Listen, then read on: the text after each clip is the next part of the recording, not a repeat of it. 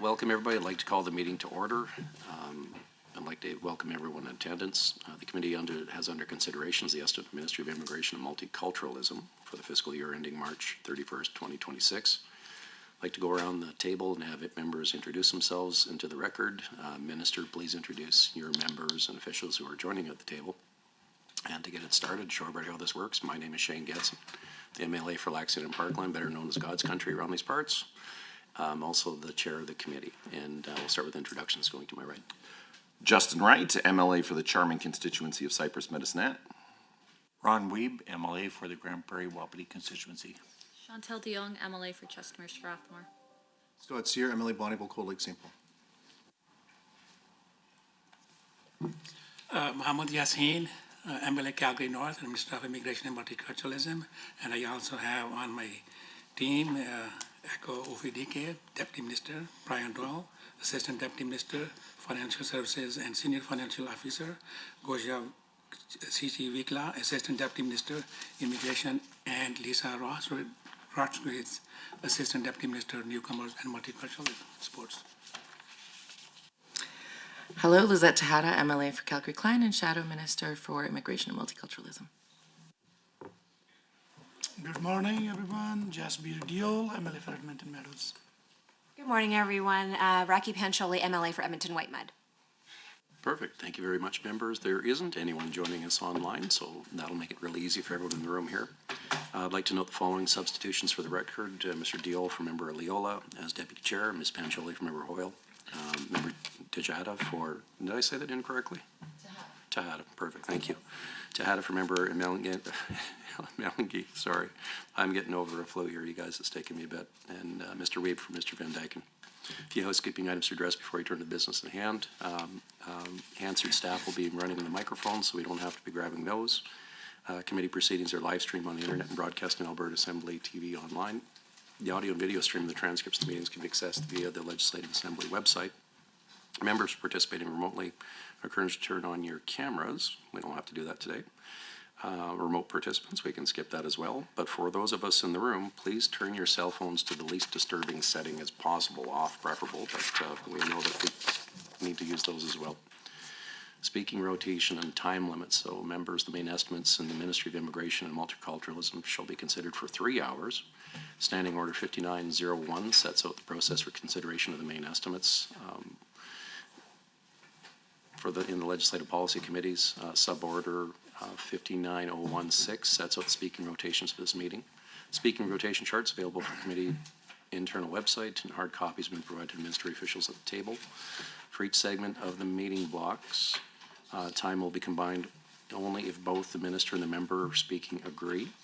If debate is exhausted prior to 3 hours, the ministry's estimates are deemed to have been considered for the time allotted for the main estimates scheduled, and the committee will adjourn. Should members have any questions regarding speaking times or rotation, please email or message the committee clerk about the process, and he's sitting immediately to my left. With the concurrence of the committee, we'll have a 5-minute break near the midpoint of the meeting. However, the 3-hour clock will continue to run. Is everybody okay with taking a bio break partway through 5 minutes? Any opposed? Okay, good. Everyone else is human as well. Glad to see that. Ministry officials who are present may, at the direction of the minister, address the committee. Ministry officials seated in the gallery, if called upon, have access to the microphone in the gallery area, but you're asked to introduce yourselves into the record before proceeding. Pages are available to deliver notes or any other materials between the gallery and the table. Attendees in the gallery may not approach the table. Space permitting, opposition caucus staff may sit there at the table to assist their members. However, members always have priority sitting at the table. Points of order will be dealt with as they arise, and individual speaking times will be paused. However, the block speaking time, the overall 3-hour meeting, the shot clock will continue to run. Any written material provided in response to questions raised during the main estimates should be tabled by the minister in the assembly for the benefit of all members. Finally, the committee should have the opportunity to hear both the questions and the answers without interruptions during the estimate debate. Debate flows through the chair at all time, including instances when speaking when time is shared between member and minister. So you'll find that the chair will nod his head lots. He will be very appealing for all of you to look at and all those type of things. So we'll keep the decorum working through the room. and the chair will intervene to make sure that decorum is maintained at all times. The Legislative Assembly operates under a little bit of different thing. I honestly believe we have a good chance here through this committee to do some really good work, and we'll conduct ourselves accordingly. Now I'd like to invite the Minister of Immigration and Multiculturalism to begin with your opening remarks. You have 10 minutes, sir. Thank you to the chair, MLA Gatson, and good morning, everyone. I'm happy to be here today to discuss immigration and multiculturalism's 2025 budget. Joining me again are from people from the ministry are Echo Ofedike, Deputy Minister, Brian Doyle, Assistant Deputy Minister, Financial Services and Senior Financial Officer, Gosia Sichi Vikla, Assistant Deputy Minister, Immigration, Lisa Ross Rodriguez, Assistant Deputy Minister, Newcomer and Multicultural Sports. Now, moving into the details. Immigration and Multiculturalism's consolidated 2025-26 operating expenses estimated at $41.8 million. With this budget, immigration and multiculturalism will continue to help grow Alberta's economy by attracting in-demand experienced workers to meet workforce challenges and fill labor gaps. We will also continue to help newcomers settle in Alberta by supporting and funding settlement integration and language sports and labor attachment programs. And we will continue to foster a province where people from all backgrounds are valued and continue promoting the benefits of a diverse multicultural society, including through supporting anti-racism initiatives. The ministry's economic immigration program helps meet the province's short and long-term workforce challenges. It supports Alberta's competitive advantage and helps maintain the province's position as Canada's economic engine. This is critical to Alberta's long-term economic growth and success. Budget 2025 will provide $23.2 million over 3 years to ensure Alberta's economic immigration program continues to help meet critical provincial labor shortages. Our economic immigration program is called the Alberta Advantage Immigration Program, or otherwise known as AAIP. It also aims to attract entrepreneurs wanting to grow businesses and create jobs. Last September, AAIP adopted a new point-based approach to better manage the unprecedented demand for the program. This enhancement enables us to better target the skilled economic immigrants who best match Alberta's labor market needs and priorities. AAIP created specific streams to attract and retain workers in key sectors such as healthcare, technology, tourism, and hospitality, and rural renewal stream. A dedicated healthcare pathway for work-ready, internationally trained health professionals. Our tourism and hospitality stream helps Alberta's visitor economy address chronic labor gaps and challenges. There is a tech pathway for tech workers with job offers in the sectors, and rural renewal stream is community-driven approach to help rural communities address their workforce challenges and economic needs. AAIP also conducts draws for the construction, agriculture sectors to help these employers supplement their domestic recruitments. Immigration to Canada is projected to decrease in the next 2 years due to federal policy changes, shifting away from higher immigration levels over the past several years. In January, the federal government informed Alberta that its 2025 permanent residence nomination allocation will be 4875, a 50% cut from 2024's 9750 nominations, which will affect Alberta's ability to help meet its economic labor needs. My ministry continues to collaborate with other ministries on ministry-specific job attraction strategies to raise awareness about jobs in skilled trades and professions, including pathways for education, apprenticeship, and training. Budget 2025 will provide $17.6 million over 3 years to support assessment of international education and training credentials so newcomers can put their skills to work faster.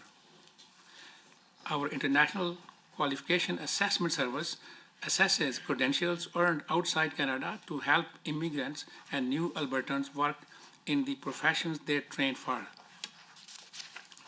While attracting skilled newcomers is an important part of our labor strategy, so is supporting them once they arrive here. That's why a key immigration and multiculturalism priority is to increase access and enhance funding opportunities for mentoring, labor attachments, and labor market integration programs. Budget 2025 allocates $23.9 million over 3 years for settlement, integration, and English language. With this, our Alberta Settlement and Integration Program will continue to help new Albertans settle and integrate via agency-delivered settlement and language supports, and help Alberta communities strengthen their capacity to attract, welcome, and retain newcomers. To further help newcomers integrate into province's workforce, Budget 2025 allocates $10.7 million over 3 years for a labor market attachment and mentorship, including funding services to improve newcomers' labor market outcomes, facilitate information sharing among employers and organizations, and support connecting newcomers to programs and services, providing mentorship, opportunities, licensing sports, community capacity building, and system improvements. In addition, in June 2024, Alberta's government established the Foreign Credential Advisory Committee to help identify challenges and opportunities to streamline provincial foreign credential recognition processes. Enhancing foreign credential recognition will help fill critical labor and service gaps in key professions that Alberta rely on, helping foreign trained professionals put their skills to work faster. All these ministries' programs work together to support newcomers and provide services and resources to help them integrate into life in Alberta. Since 2022, we have worked to better recognize their contributions to Alberta. Our Alberta Immigrant Impact Awards recognize and celebrates the outstanding contribution of Albertans born abroad. The response to this program has been exceptional. Newcomers are vital to Alberta's social, cultural, and economic growth. According to 2021 census data, of Alberta's total population, 23% are immigrants and 27% are visible minorities, and those numbers continue to grow. As Alberta's population becomes increasingly diverse, it is vital for government to promote the value of multicultural society and provide opportunities for cross-cultural sharing. We do this in many ways, including grant programs to support community-driven multicultural and anti-racism initiatives, working with Alberta Anti-Racism Advisory Council, Premier's Council on Multiculturalism, and the Black Advisory Council. And by hosting cultural events such as Black History Month, Lunar New Year, and Diwali. In 2023-24, we received a tremendous response to our ethnocultural grant programs and anti-racism grant programs. We are currently reviewing the many applications we received for 2024-2025 call for proposals. Budget 2025 will enable us to continue both these programs with $12 million over 3 years for ethnocultural grants and $1.5 million over 3 years for anti-racism grants. This funding helps community organizations promote cross-cultural understanding, celebrate cultural diversity, and combat racism. Helping to inform government's efforts on addressing racism is the Alberta Anti-Racism Advisory Council, whose recommendations guided the Alberta Anti-Racism Action Plan in 2022. In the past 2 years, government has already completed 27 of the 28 actions outlined in the three-year plan. Chair, MLA Getson, these are some of the highlights of immigration and multiculturalism budget. Thank you for your time, and I look forward to your questions. Thank you for that, Minister. And just before we get back going here again, I think I might have missed a couple members who are online and then transitioned into the room. So if we could have MLA Stefan and Beaupre read your name into the record for us as well. Thank you very much, Chair. MLA Jason Stefan, read yourself. Thank you, Chair. MLA Parmeet Singh Beaupre, Calgary Falcon Ridge. Excellent, thank you, gentlemen. And the other thing too, just to make it really easy for the chair, we have under consideration government estimates. So we've got this book, we've got the ministry plan, meeting the challenges for this calendar year, strategic plan, government of Alberta, and then the fiscal plan, meeting the challenge 25-26. So if members could reference this for the chair's edification and those following along at home, your questions pertaining to these documents, these calendar years, if you can reference a table number, page number, et cetera, or some of the items, would make it awfully handy. And then when we get started here as well, the official opposition has the first combined time. In this block, you can ask the minister if you want to share time. If so, that's great. If not, that's great too. But you can't speak more than 10 minutes. And in this first section, then you can cede your time to other members within the section. So with that, the other one too is if you want the member or the chair's attention, you got to get my attention so I can put you on the speaking list so I know who's speaking. That goes for both sides. So with that, I'll turn it over to the opposition, and whomever wants to get the chair's attention, I'll call on them to go. Thank you, Mr. Chair. All yours. Thank you. My name is Lizette Tejada, MLA for Calgary Klein and Shadow Minister of Immigration and Multiculturalism.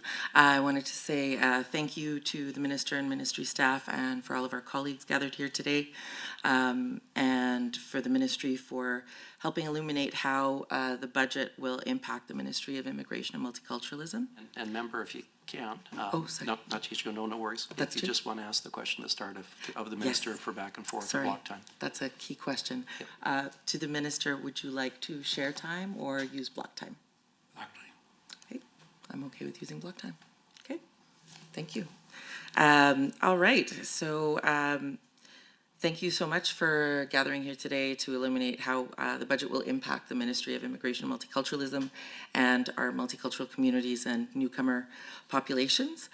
So just to go through a little bit of what I'm seeing here in the business plan, the ministry mandate is promoting and enabling inclusive and multicultural society that embraces Alberta's diverse communities and attracts and supports immigrants to strengthen and grow Alberta's economy.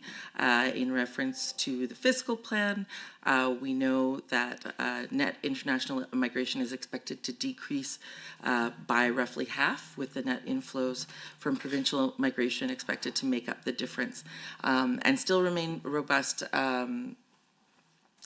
given what is said to be Alberta's affordability advantage. And while I understand that the hits to international growth will stem from changes at the federal level, we still have a population to serve, immigrant populations to serve, stakeholders who serve those populations. And I'm concerned that we've also seen significant losses to the programs that are providing supports to them on the federal level, to newcomers who have arrived in the last few years through closure of linked departments and established institutions, and we know that the impact will be felt on landed immigrant and refugee populations. And so as determined by the reductions in federal plans, further growth in terms of immigrant populations will flatten and decrease, while the ministry budget remains roughly the same, and in fact increases due to increased fees to those who want to call Alberta home. That is roughly double from what I'm seeing in our fiscal plan. So that budget will remain roughly the same. And so throughout our discussions, I'd like to get some clarification on why the budget remains largely unchanged when revenues are in fact increasing, and how this new budget will be allocated when it comes to the needs of existing populations in Alberta that will be left with far fewer options in terms of where to strengthen language skills, and also the needs that they will have in supporting their employment and helping them navigate our current affordability crisis as well as new systems in these communities. So of the many conversations that I've had with stakeholders who serve immigrant populations, the highest priority issues are, of course, jobs, as they are for the general population, and how to find meaningful work using their education and work experience gained abroad. I'll be looking for clarification on how we're supporting newcomers in having their credentials recognized. I know that the minister referenced the Council on Credentials, but I'm wondering how those councils are being employed to inform policy decisions and how credential recognition will be expedited. Just looking at the fiscal plan, again, we're just looking at the pattern of population growth since 2023. We saw a massive spike in both non-permanent residents and interprovincial migration, and that has often been referenced as the reason for the strain on services, housing, and language services. And while I understand that the federal changes to immigration dictate funding, what I'm seeing here is great opportunities for the province to step up and provide relief as we have new Albertans to serve and also existing populations, because we know that integration, full integration and meaningful integration can take some time to achieve.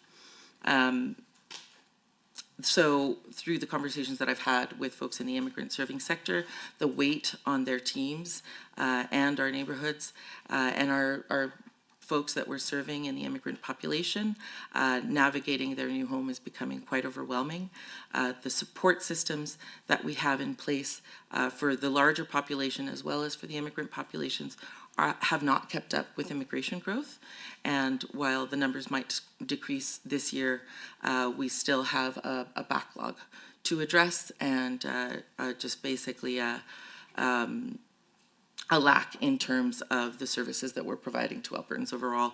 And that will, of course, impact our immigrant populations even more intensely as, there's often language challenges and a lack of knowledge around how to navigate the systems. In terms of attracting the workforce we need to address the gaps that we know exist in healthcare, travel, tourism, and education. I'd like some clarification on exactly how the province is taking the lead on advocating for the areas of highest priority.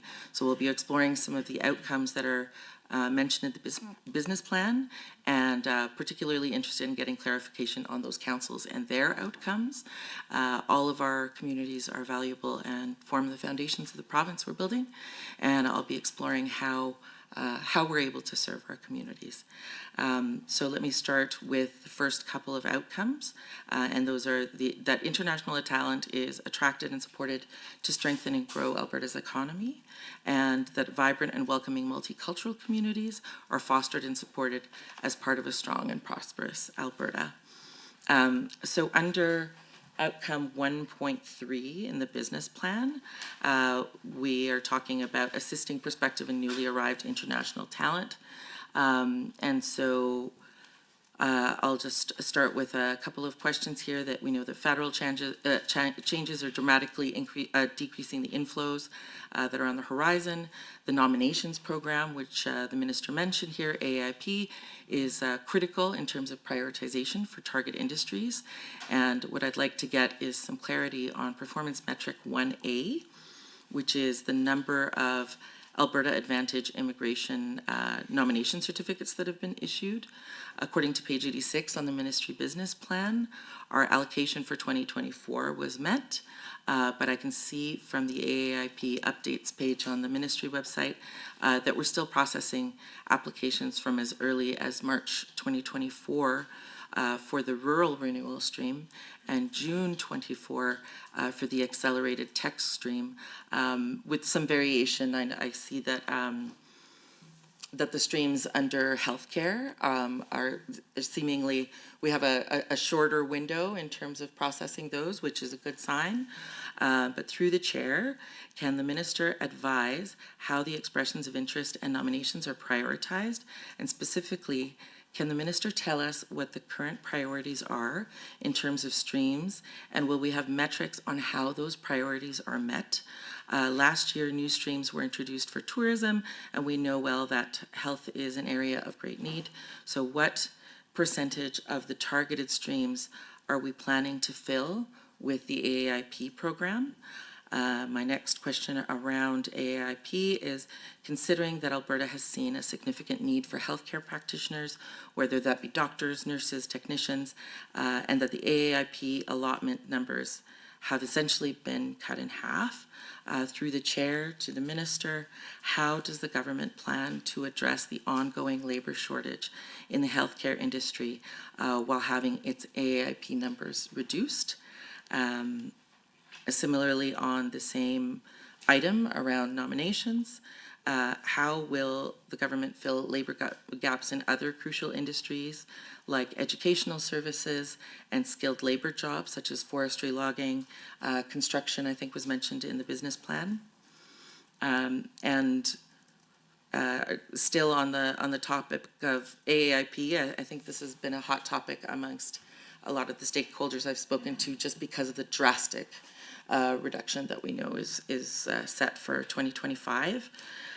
Can the minister also tell us if the backlog from 2024 will count towards the 2024 allotment? I understand that we've actually met our allotment for 2024, or are we counting this for the allotment to 2025? I think this is a critical question, just given how big that reduction is. My next question around AAIP is, what is the plan for addressing the backlogs, given the drastically smaller number of nomination allocations? And I'm also seeing through the ministry fiscal plan that we're planning on reducing some of the FTEs in the ministry. So how are we meeting those backlogs? Due to this drastic increase, I've talked to a lot of folks who are now panicking. They've put in their applications through the nominations program. They're not hearing back. And so what is the system that we have in place for communicating when that allotment has reached capacity? How soon can folks expect to hear back on their applications? I'm hearing that they're very long wait times. Thank you, member, and thank you for the tone as well. Great questions. Minister, over to you. Well, thank you very much, Emily Dehana, for your comments, questions, and observations. I appreciate, and I will just briefly go over some of the things that you talked about so that we are on the same wavelength in terms of me answering them. And you talked about budget levels, same in view of the fact that nominations have been reduced. You also went over credential recognition, how it's working, and the impact of population increase 2023, how our support system is there to continue to help those who need workforce in terms of healthcare, education, how are we helping these sectors, the international talent, how is that being properly utilized to meet our labor shortage here, and also towards the end we talked about federal changes again, a nomination program, rural renewal stream, and how it's handling the processing time and so on. In terms of processing time, the backlog that you observed there for some of the areas, how are we going to handle that? And thank you for all these questions. Let me share this with you that our Alberta Advantage Immigration Program is doing its best to meet all the challenges that you mentioned here, given the resources we have and the services that we provide. I understand the clarification may be needed regarding the upcoming fee increases for the Alberta Advantage Immigration Program. Since late 2023, we have seen a significant surge in interest in immigrating via AAIP. This increase in interest has led to higher operational and services delivery costs. To manage this growing demand, we have implemented several technical changes to better handle applications intake, enhanced our anti-fraud measures, provided additional support for rural communities, and address the rising volume of inquiries and other stakeholders' needs. These efforts have inevitably resulted in increased operational costs. Starting April 1st, 2025, we will be aligning the worker application fee with the increased cost of our services. It is important to note that all other fees will remain unchanged. Furthermore, beginning in 2026-2027 fiscal year, the AAIP applications and services fee will be adjusted annually to reflect the average Alberta Consumer Price Index. This fee indexation will occur on April 1st of each year moving forward. I want to emphasize that the AAIP operates both efficiently and effectively. In 2024, we engaged a consulting firm to recommend efficiencies aimed at reducing the steps involved in application assessments. We are currently in the process of implementing those recommendations despite our continued efforts to improve processes. It is essential that our fees align with the growing demands to ensure the continued delivery of the programs. While we understand the fees increases are never welcome news, they are necessary to maintain the high standards of services supports that AIP provides, and we remain committed to operating effectively and efficiently, and we will continue to seek ways to improve our processes and manage the cost. But one thing I must say to you in this regard is the fee with respect to AAIP as well as international qualifications. They are cost-neutral fees. The revenue that we receive covers the services that we provide. So it's not something that we can keep. It's cost-neutral fees, and they are very much competitive with respect to other jurisdictions in this country, and in fact, probably in some cases maybe even lower than some other jurisdictions too. So I want to address the critical issue of how Alberta is identifying and prioritizing labor market shortages through our ministry's programs, particularly the Alberta Advantage immigration programs. First and foremost, immigration is a vital component of our comprehensive workforce strategy aimed at meeting Alberta's labor market and economic needs. Our Immigration and Multiculturalism Department collaborates closely with other departments on workforce development and attractions initiatives. This collaborative approach ensures that we are addressing the diverse need of our economy and workforce. Our primary focus is on economic immigration through AIP, which is specifically designed to support the economic needs of our province. Provincial economic immigration programs like the AIP are uniquely suited to address specific provincial labor and economic requirements. Provinces and territories possesses the best understanding of their labor market needs, backed by insights and data that enable them to effectively design their immigration program. This approach allows us to be more responsive and adaptive to the changing needs of our labor market. Alberta's provincial nominee program is tailored to select immigrants who are best suited to meet our specific economic needs. Our program prioritizes work-ready, licensed professionals who can immediately contribute to our economy. By focusing on skilled professionals, we ensure that our labor market remains competitive and robust. Looking ahead, Alberta is forecasting shortages in specific occupations and sectors over the next decade.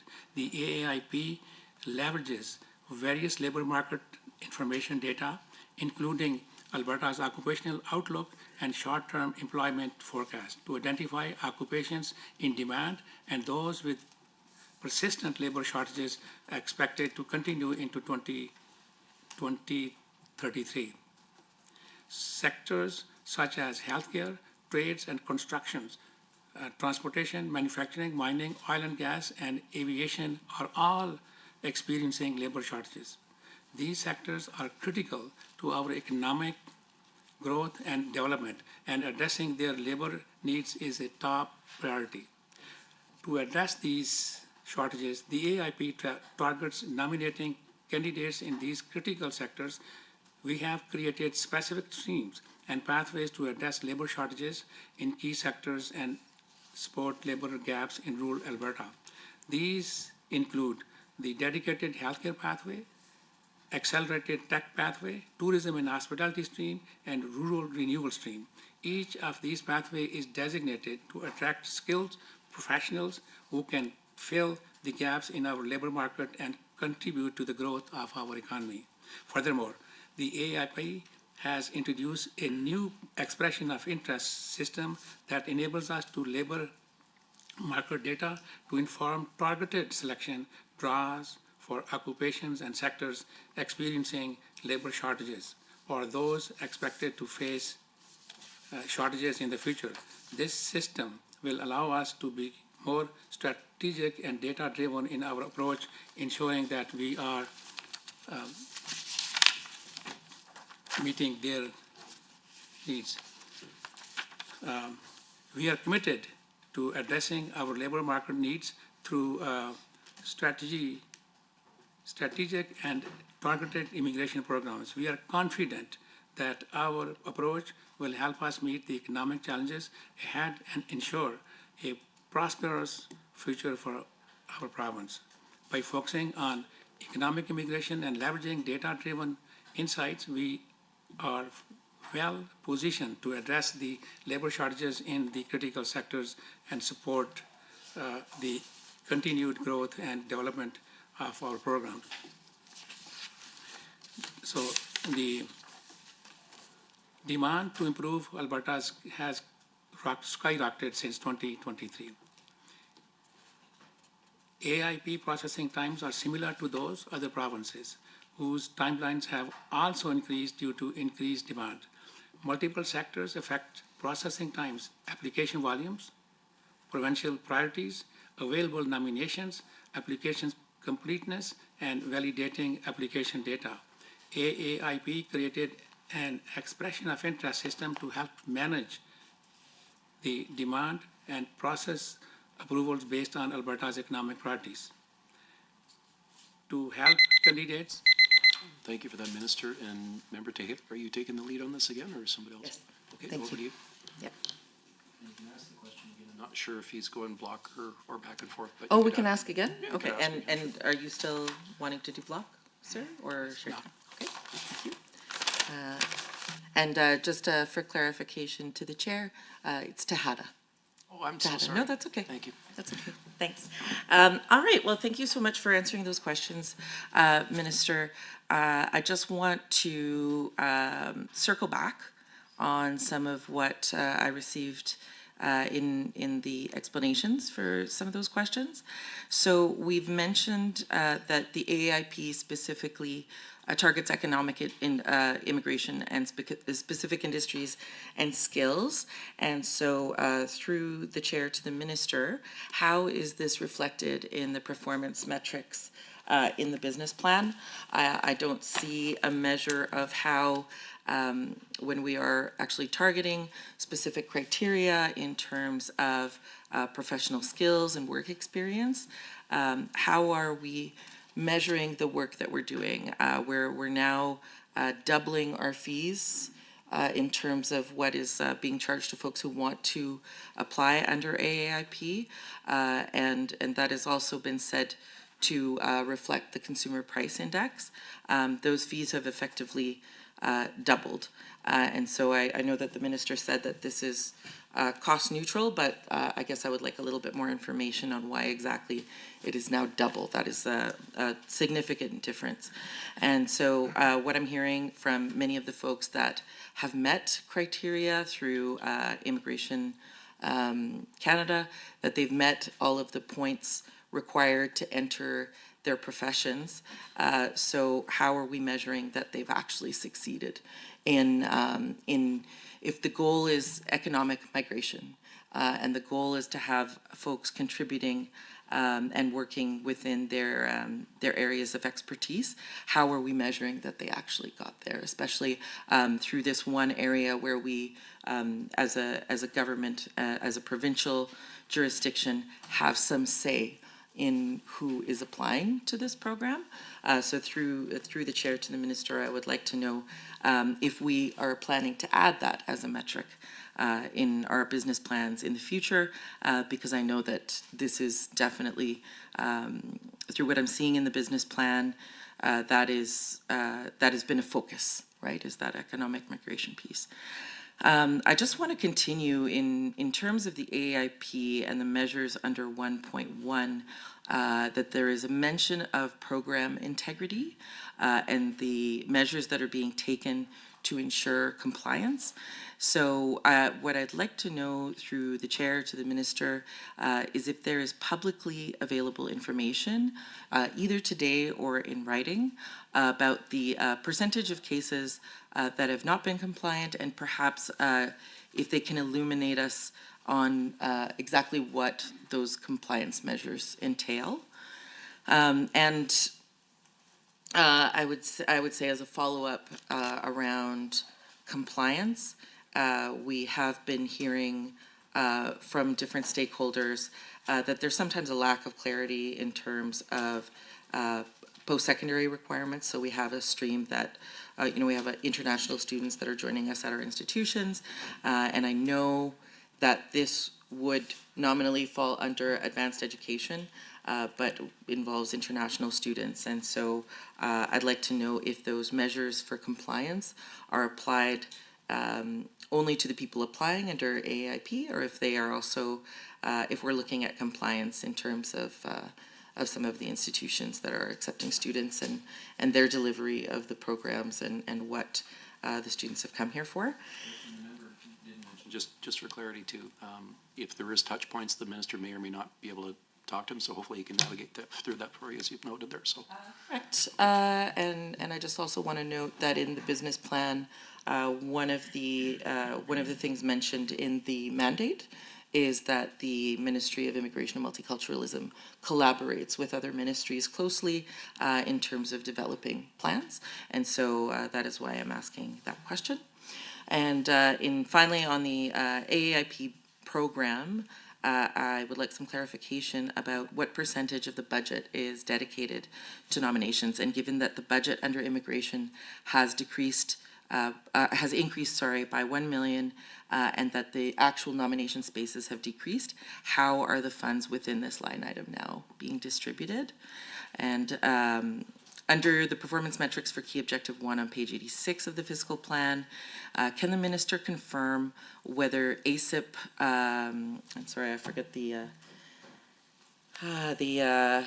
acronym here, ASIP, which provides services for newcomers, can they confirm whether that support is only offered in English language or multi-language supports? And if it's only ESL, is there any plan to have some supports around for the Francophone communities as well? Under the same item, grants are referenced, and the metric is around the total number of newcomers supported by ASIP through SNI, which is supports for newcomer integrations. Apparently, I didn't forget to put in that acronym. So I would like to just clarify what I see is that the numbers through ASIP, the numbers are flat for the next 3 years, so not increasing. What I would like to know is how those grants are being distributed, and do we have a publicly available list of organizations who receive them? And on the same topic of SNIs referenced on page 86, on the ministry website, it looks like contracts have been extended to March 31st. But we're not seeing mention of any further intakes on the website, and I'm sure there are further intakes because the numbers are still there. So can the minister confirm if there are further intakes planned to meet the performance measure 1B over the next 3 years? And also would like some clarification on ASIP services in terms of wait lists. So if we have wait lists, what measures are being taken to reduce wait times? As mentioned before, we have the same budget. We're working with actually an increased budget because of those increased fees, as mentioned in the business plan. And I'd like to know what measures are being taken to reduce wait times and ensure timely access to settlement and language services. Another question around those wait times is if we can get some clarification on what the average duration is between a newcomer's arrival in Alberta and their connection to these support programs under ASIP, and how are we tracking and monitoring to ensure efficiency and effectiveness in terms of supporting newcomer integration. How frequently are we accessing, or are newcomers accessing the ASIP programs and services, and how are we evaluating their impact in the larger community? How do we know who we're serving and how many of those people we're serving? I'd like to know as well through the chair what mechanisms are in place to incorporate feedback from both newcomers and stakeholder organizations. What kind of consultations are being done? Is there ongoing conversations around how those needs are being met? Now, just to move on to objective 1.2, which is addressing gaps in the labor market, definitely a hot topic in the economy that we're in. 1.2 in the business plan says that we want to address gaps in Alberta's labor market through targeted international initiatives and networks, recognition of international credentials, and other supports for the retention of international talent. And that this is, again, one of the places where we are referencing other ministries, and it's important to understand that there's significant overlap across ministries when we're talking about supporting newcomer populations. And so it says here that we're going to try to assist partner ministries to design ministry-specific job attraction strategies that include raising awareness amongst new Albertans changing careers of the skilled trades and professions available in each economic sector. So I'm interpreting that this means that we know that there are immigrants that are not able to find meaningful work in their fields of choice, and so we're looking at alternatives, which is a positive thing. But I'd like to know for my first question around objective 1.2. What type of collaborations has the ministry had with other ministries, and what specific job attraction strategies have been developed and with which ministries? I don't see a performance measure tied to this objective, and are jobs in targeted ministries and occupations tracked? So as with everything, we want to have that information, right? We want to know if our programs and initiatives and our funding is tied to programs that are actually successful. My second question on this item is thanks. Yep, no worries, and thanks, Member Tejeda. And I said it correctly this time, I hope. Okay, good. Third time's a charm. Thank you, Mitt. And Minister, over to you. Yeah, thank you, Emily Tejeda. Again, I will go over some of the questions or comments that you have made, and they would like to get an answer on. So you talked about fee increases or doubling the fees. You also wanted to know program integrity. You talked about ASAP, and I will give you the what this acronym stands for. Is Alberta Settlement and Integration Program, ASAP. And under this, we have SNI and SILP, two different programs under that. You talked about wait time. It's going up, and why, what it is. So, and at the end, you also talked about how do we get our targeted selection, and as well as under Matrix 1.2, what type of collaboration we do with other ministries. And I will try my best to answer all those within the time allowed here.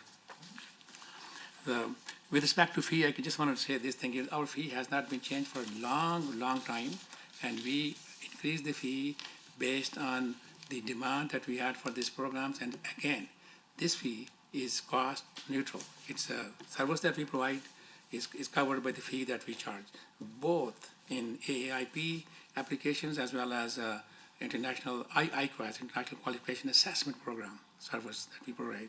So the fee is there, and the over and above that, please understand that this fee is very much comparative with other jurisdictions in this country, and we are very cognizant of the fee increases, and we have to only do it when it was absolutely necessary. Immigration, with respect to immigration, other concerns that you brought up, immigration fraud is a growing concern across Canada, and Alberta is no exception. Our Alberta Economic Immigration Program, or AAIP, has implemented several robust processes and systems to identify potential fraud. These measures include employers, site visits, interviews, job offers, verifications, reference letters, and the validation of education and language test documents. Recently, we have further strengthened our protections. We have established a dedicated program integrity and anti-fraud team to provide direct oversights and attention to complex, sensitive, and trending casework. Additionally, we have introduced an employer declaration form and new job offer and employer eligibility requirements. We are also committed to educating the public through AAIP's website, which now features a dedicated web page identifying types of fraud, how to report fraud related to AAIP applications and other agencies, and the consequences of fraud. Looking ahead, 2025-2026, we will continue to enhance our program's integrity and anti-fraud measures. We will actively engage in cross-jurisdictional work groups to share information and best practices to tackle fraud. We will expand these information sharing capacities bilaterally with our provinces and territories. Furthermore, we will ensure that our policies on penalties or fraud and misrepresentations are refreshed and up to date. AAIP takes immigration fraud very seriously. We report immigration fraud and suspected fraud to appropriate authorities and continue to collaborate with key stakeholders, including provincial and federal immigration partners, to address this. AAIP measures are only for AAIP, not for post-secondary institutions. Alberta Advantage Immigration Program is $8 million, and it's $8 million.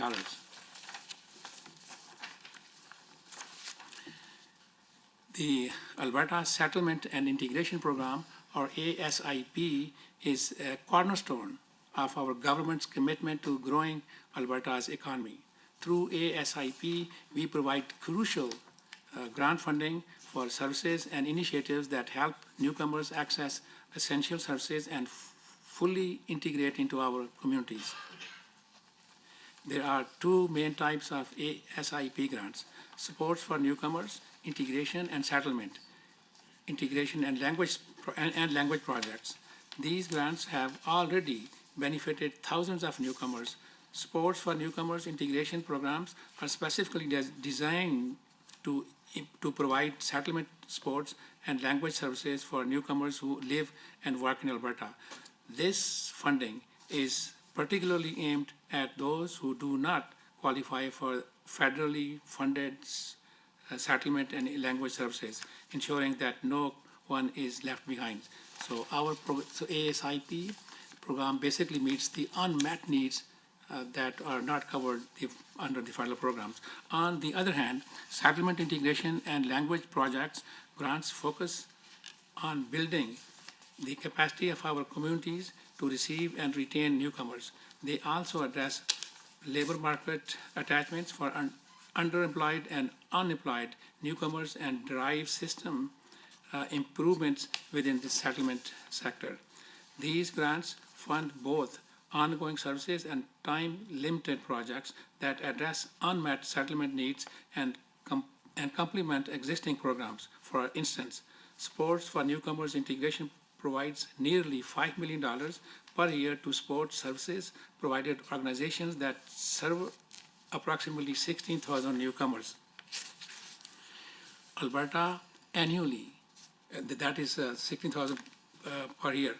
Through budget 2025, we plan to maintain a similar level of investment for the coming years. Similarly, settlement integration and language projects grants provide around $3 million to support the capacity of our communities to welcome and retain newcomers. Again, through budget 2025, we plan to continue this level of investment. ASIP is a vital program that not only supports newcomers but also strengthens our communities and economy. We are committed to continuing this important work and ensuring that Alberta remains a welcoming and prosperous place for all. One of the powerful ways to raise the Sports for Newcomers integration programs, sports newcomers, is through language learning, which complements and leverages federal funding in this area. We fund two language assessment and referral centers in Calgary and Edmonton that provide assessment and referrals to over 2,000 newcomers per year, allowing them to enter federally funded language instructions for newcomers to Canada classes, as well as the job training that requires a language assessment prior to entry. We also fund 3 drop-in English language centers that provide informal learning opportunities for around 1,000 newcomers each year, whose work and family commitments prevent them from attending full-time language programming. Calls for proposal for 2 Alberta settlement integration program grants recently closed settlement and integration and language projects grants on January 20, 2025, and sports for newcomers integration grants on February 5, 2025. And proposals are currently being reviewed with funding to be issued by March 31st, 2025.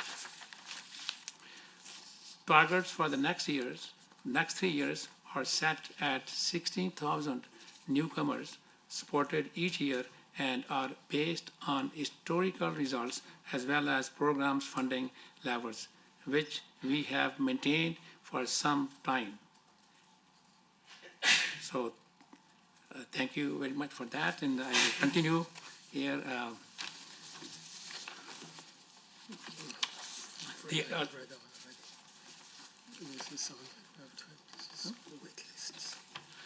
So budget 2024 included additional investment to assist newcomers with integrating into province labor market.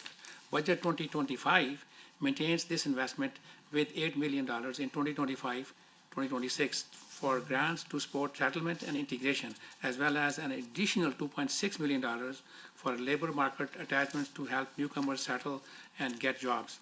My ministry is maintaining its settlement funding for the coming year at current levels.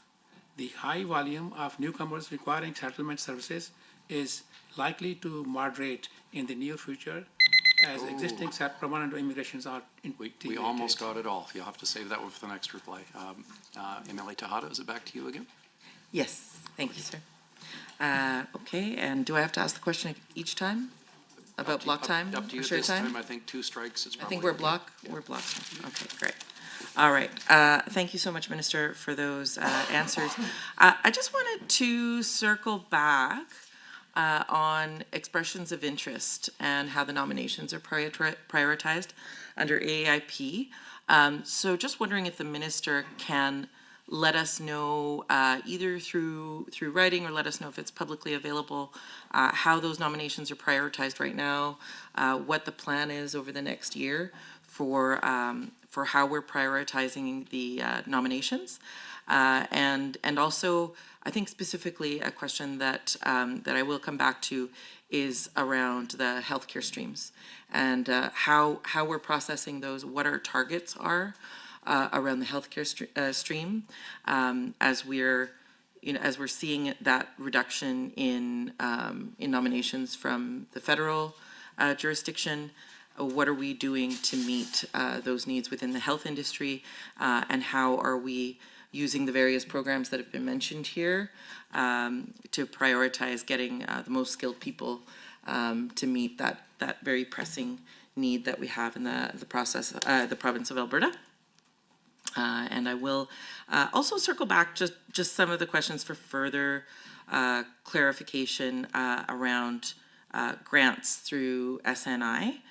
So thank you, Minister, for your answers around the grants meeting unmet needs from federal jurisdiction, and giving us some information on the language referral centers and drop-in programs that offer some flexibility, as we know that a lot of our newcomer populations are working or trying to work, and so trying to fit in that language acquisition can be challenging.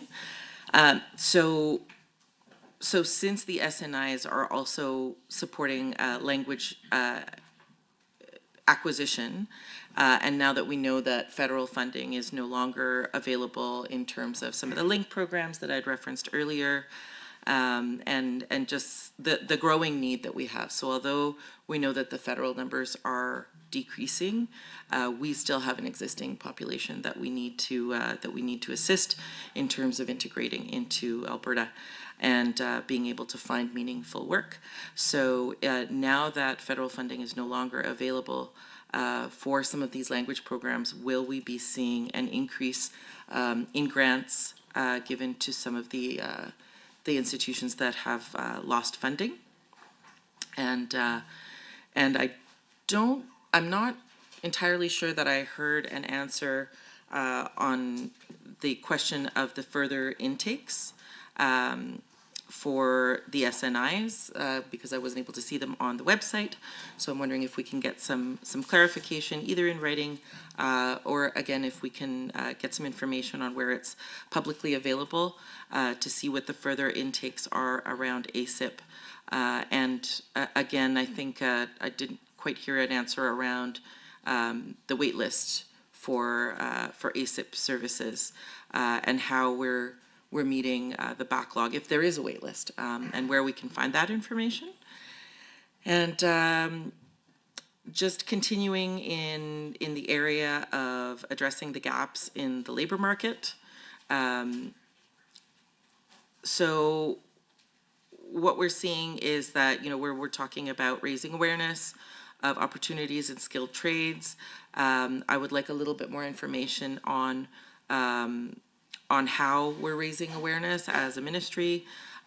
We know that the immigrant population has various needs in terms of language. I'm meeting folks that English is one of the official languages from where they're coming from, and others, like some in the Francophone community, where English may not be a first language, but it's still one of our official languages.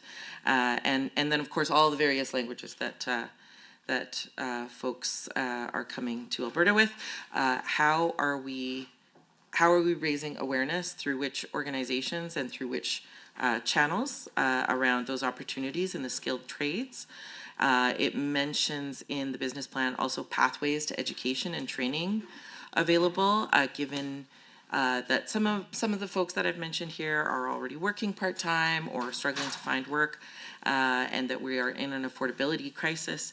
Are any of the pathways to education and training available through similar grants? Are these included in the SNIs? Are there any grants available, or are there low-cost options?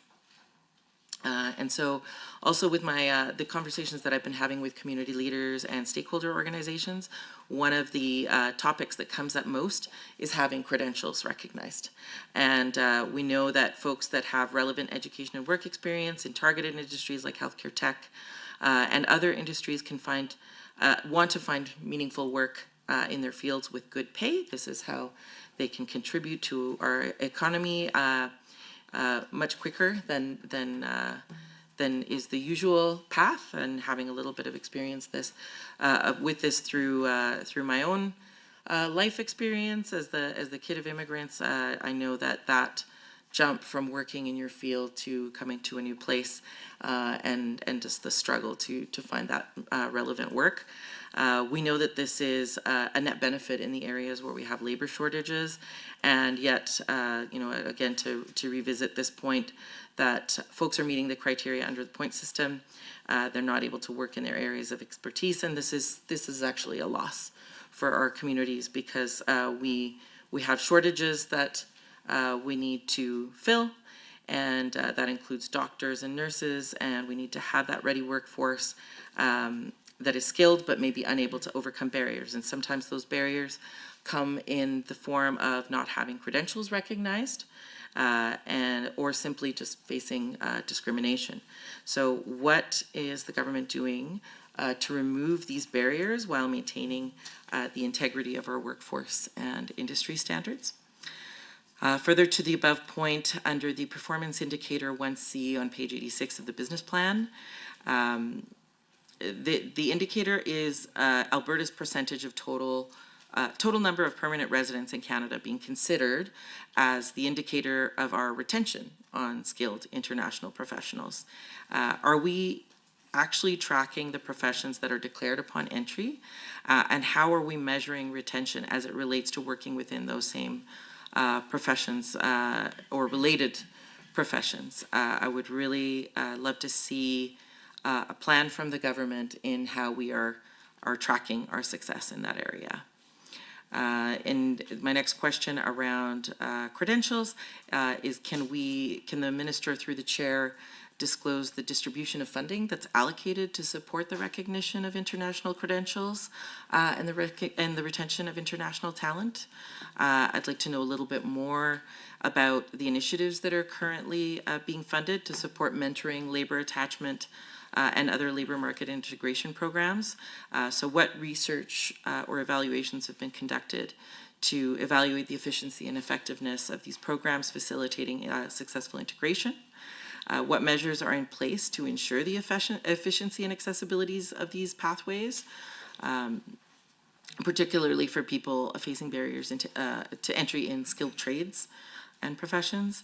And can the minister elaborate on the research or evaluations being conducted on the labor market integration programs, and point us to the funds that are being used for this? And how are we ensuring that the programs are achieving their intended outcomes? I think that's a little bit of a repetition here. Or where can we find the information if it's publicly available? So moving on to objective 1.3, which is assisting prospective and newly arrived international talent with supports and services, at enhancing pre-arrival tools and enhancing funding. My first question is, how much of the immigration budget line is being allocated to enhance funding opportunities from mentoring, labor attachment, and other related market integration? Can we explain exactly what that means? So what programs are we enhancing and through which channels? And on page 125 in the estimates document for this ministry, under the revenue portion, we saw that the ministry expected to generate about 17 million from 24-25 from premiums, fees, and licenses, but we only actually generated 1.1 million. Can the minister account for the difference between the forecasted and the actual number, and perhaps just a little bit of clarity on which premiums and fees are included here, just a breakdown, and if they didn't meet targets, why didn't they? Thanks. Thanks, member, and it goes by fast. It's incredible, doesn't it? Yeah. Minister, back over to you. Yeah, well, thank you very much again, Emily Diana. You brought up a few questions, and one of them was probably repeat, which didn't get covered last time. I will try my best to make sure that I look after your question this time. You talked about EY, how the nominations are prioritized for healthcare and so on under EY. Grant to SNI language support. You also mentioned about the federal program reduction in this area, and how are we impacted by that. credential recognition, how is that working, how much is funding and all that, and international talent, how much budget for labor attachment and so on. And then at the end, you talk about fees that from 17 million to 16 million. What is that? What is that about? So I will address some of these questions here right away. With respect to EUI, the new system that we just expression of interest, this came into being after the very high demand for Alberta Advantage Immigration Program that we experienced in July and August of 2024, and we needed to have a different program to make sure that people have time to put in their expression of interest for our AAIP, and that started in September of 2024. We have so many applications, and I think last time we checked that program was over 40,000 people who wanted to apply for very few allocations that we had. And please keep in mind the allocations they come from federal government, and we must not exceed the allocations that are given to us. With respect to targets, our AAIP targets by stream be posted on the AIP website in the coming weeks. So dedicated pathways, healthcares are prioritized as it is high priority for our government. In fact, I think we have a specific target for our 2025, and as compared to other priorities, healthcare is on top, and we are probably increasing the allocations for this particular stream. We will also be focusing on transitioning temporary foreign workers in Alberta to permanent residency, as they are already here and working here. And I think our target is to issue 85% of our nominations for temporary foreign workers who are already here.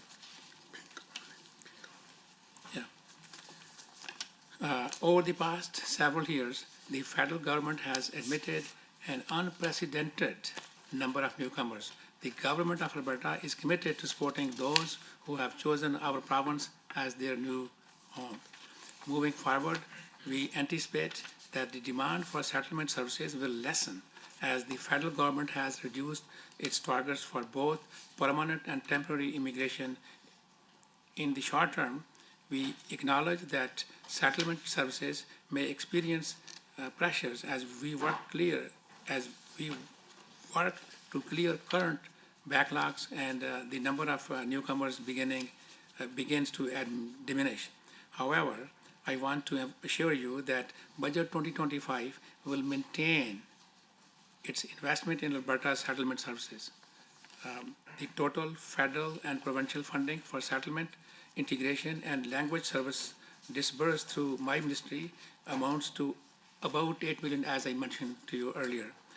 Of this, the federal government provides $1.6 million in funding, especially for training to help newcomers gain employment. Additionally, the Alberta government will provide $6.3 million to fill gaps in settlement services.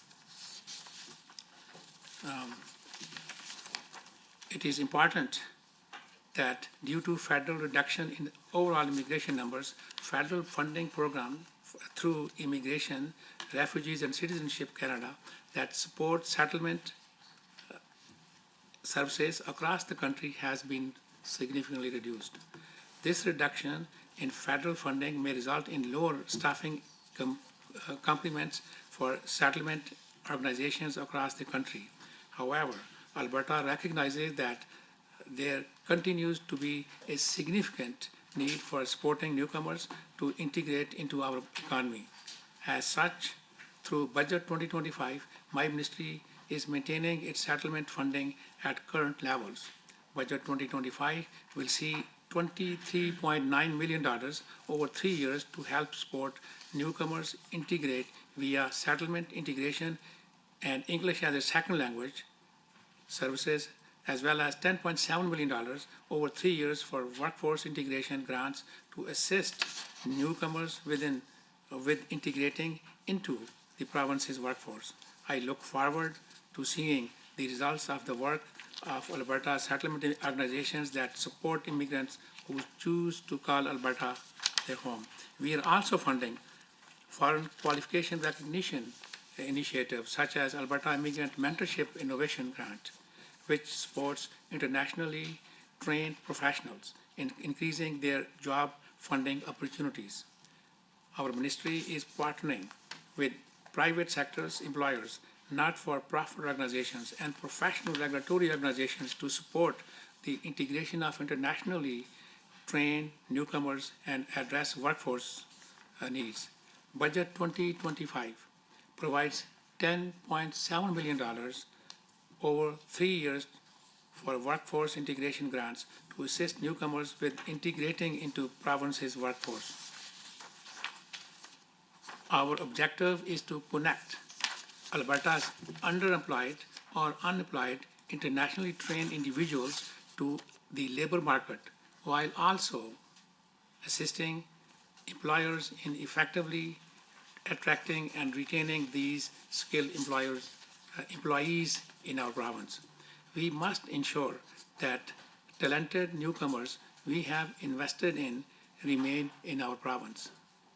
While we cannot prevent people from leaving the province, our strong economy and excellent opportunities available here provide a compelling reason for them to stay here. We will continue to monitor the situation and ensure that our services focus not just on the initial settlement, but also on long-term integration and retention of newcomers. This comprehensive approach will help us maintain a robust and inclusive workforce, benefiting both our economy and our communities. Our ministry is actively partnering with private sector employers, not-for-profit organizations, and professional regulatory bodies to support the integration of internationally trained newcomers and address the pressing workforce needs in Alberta. We recognize the challenges faced by newcomers, many of whom are navigating the licensing process. To support them, we are providing mentorship opportunities, on-the-job training, and facilitating local work experiences. These initiatives are crucial in helping newcomers gain the necessary experience and credentials to succeed in their chosen professions. In addition to supporting newcomers, we are also assisting employers and specific industries. Almost got it out. With that, we'll turn it over to Government Caucus. I see MLA de Jong giving me the nod. Over to you. And again, there's ask that question in the front end, whether it's block or share time. Thank you very much, Chair. Good morning, Minister. Did you want to do block time or go back and forth? We'll do block just to be Sounds good. just to be fair here. Thank you. No problem. Thank you, Minister, for being here this morning. I'll jump right into it. Outcome 1 on page 85 of your business plan states that international talent is attracted and supported to strengthen and grow Alberta's economy. And under that, key objective 1.1 states that its goal is to maximize the nomination allocations made available annually to the Alberta Advantage Immigration Program by the federal government and support opportunities for all sectors of the provincial economy to attract international talent. Minister, I know you've already talked about the AAIP in your opening statement. It's important work that your ministry does, and you discussed it in the first block as well. It's something that's important to employers in my constituency, and it's put to good use by them. So I'm interested in exploring the process of that nomination allocation, as that'll provide some valuable insight into how Alberta will remain competitive in attracting top talent. So through the chair, Minister, how does your ministry ensure that the limited number of nomination allocations provided through the AAIP is distributed effectively across all sectors of the provincial economy, and you mentioned a few sectors earlier as well. And are there any particular industries or sectors that have seen a greater demand for nomination, and how does your ministry prioritize these needs within its allocation strategy? Oh, I'll continue on with my question. Thank Well, you. you have up to 10 minutes to speak, and you can also cede time if you need to as well, MLA. Sounds good. All right, for my second question, just following up, still referencing the nomination allocations mentioned on page 85 of the business plan. It seems like the federal government is the deciding factor when allocating nominations to the provinces, and that of course means that it's critical to have that strong relationship and collaboration with the federal government to ensure that our province remains competitive in attracting skilled professionals. So I'm wondering if the ministry can expand on the collaboration strategies with the federal government to ensure that Alberta receives a fair share of nomination certificates compared to other provinces under the federal government's nominee program. And then my final question that I have on the AAIP, again on page 85 of the Immigration and Multiculturalism Business Plan, given the recent developments on restrictions to study permits across Canada and the high number of temporary foreign workers in Alberta, through the chair, what steps is the ministry taking to support the permanent residency pathways through the AAIP while ensuring adequate resources are in place to attract and retain skilled workers in key sectors? And beyond the AAIP, I'm wondering what other provincial initiatives are aimed at assisting temporary foreign workers and international graduates transition to a permanent residency in Alberta? I do have a question for the chair. If we're ceding time, would I do that now or after he's answered? You could do it either way. If you turn it over to the minister, then has 10 minutes to respond, up to 10 minutes to respond, and then remaining time would come back to questions. So it all depends what you want to do, or you could cede the remaining of the 6 minutes left now. Okay, well, maybe I'll pass it on to the minister to answer those questions about the AAIP. Well, thank you very much, MLA De Jong, for your very important question with respect to nomination. This has been a topic of discussion between our province and the federal government for some time now. Particularly the nominations that are given are allocated to our province. We have been in constant touch with the federal government on this particular issue, and we have been wanting to increase our nominations from 9750 to a different level. We asked for 20, first we asked for 14, but demands were growing. Then we upped our request to 20,000, and then we also asked for a special 10,000 for Ukrainian immigrants who are evacuees who are in our province to meet their needs as well. But we haven't heard anything back. In fact, what we heard back is what you talked about here, is reduction, 50% reduction in our nomination from 9750 to 4875. So the Alberta Advantage Immigration Program uses Alberta's occupation and outlook and short-term employment forecast to identify occupations currently in demand and occupations in which labor shortages are expected to persist in all the way to 2033.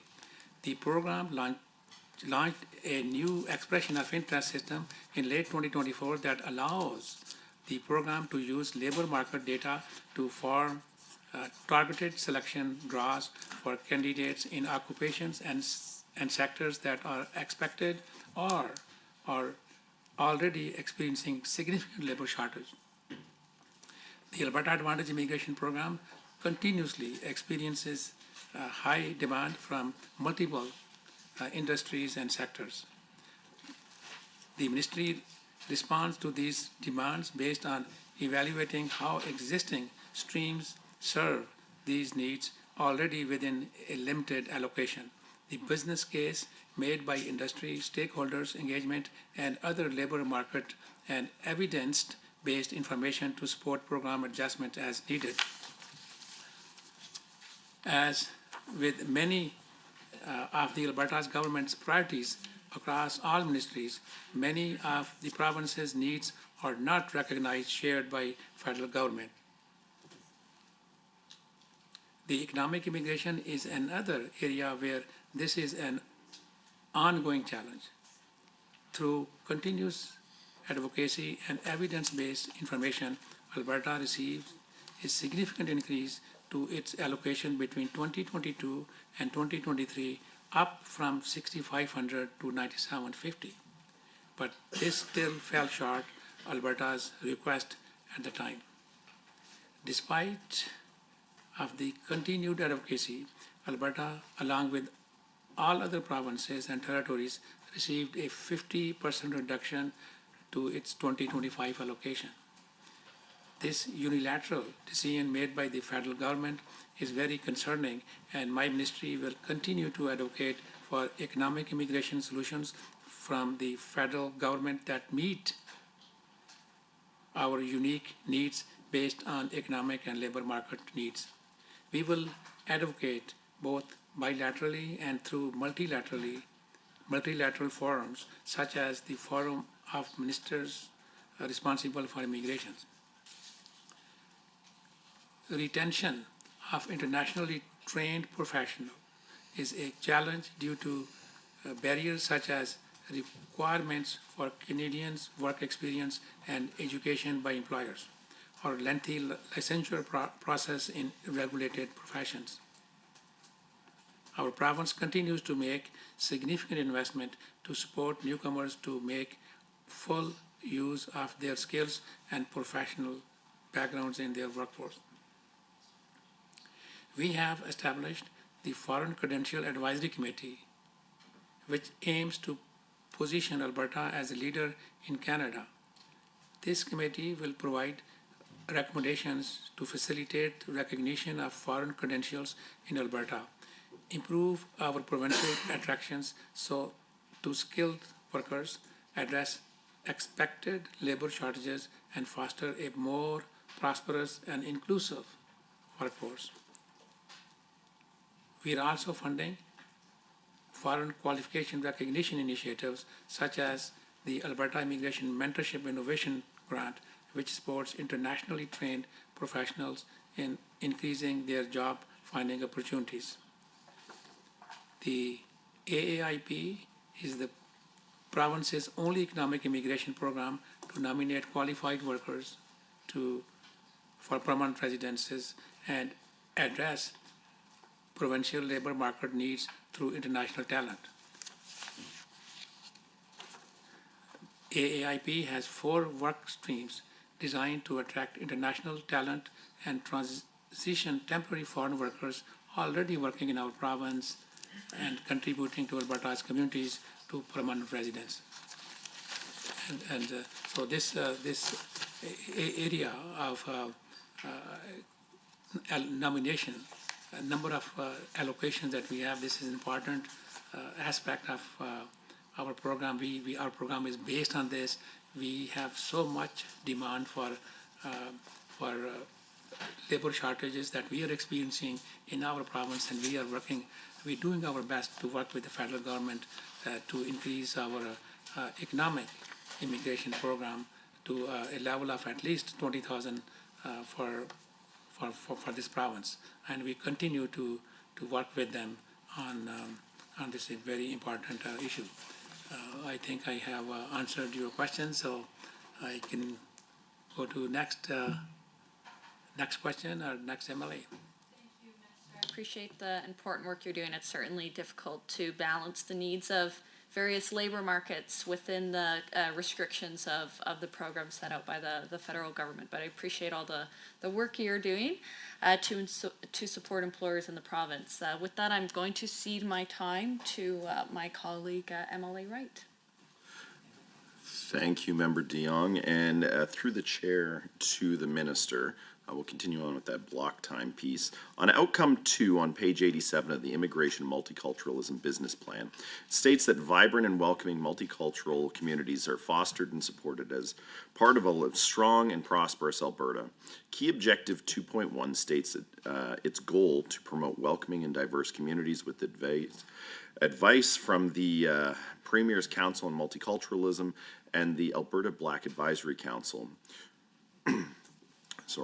Reviewing the process, how would these councils contribute to multiculturalism and help strengthen their impact?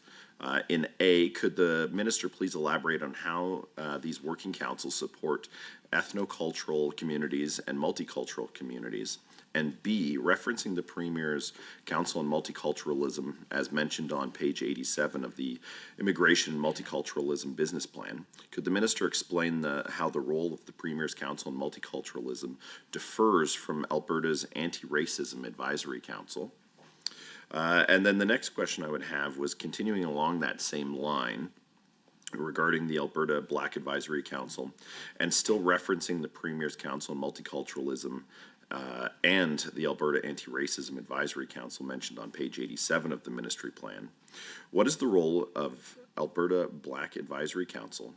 How does the Alberta Black Advisory Council work with the Premier's Council on Multiculturalism and Alberta's Anti-Racism Advisory Council? B, what role does the Premier's Council on Multiculturalism and Alberta Black Advisory Council play in immigration and attraction and retention?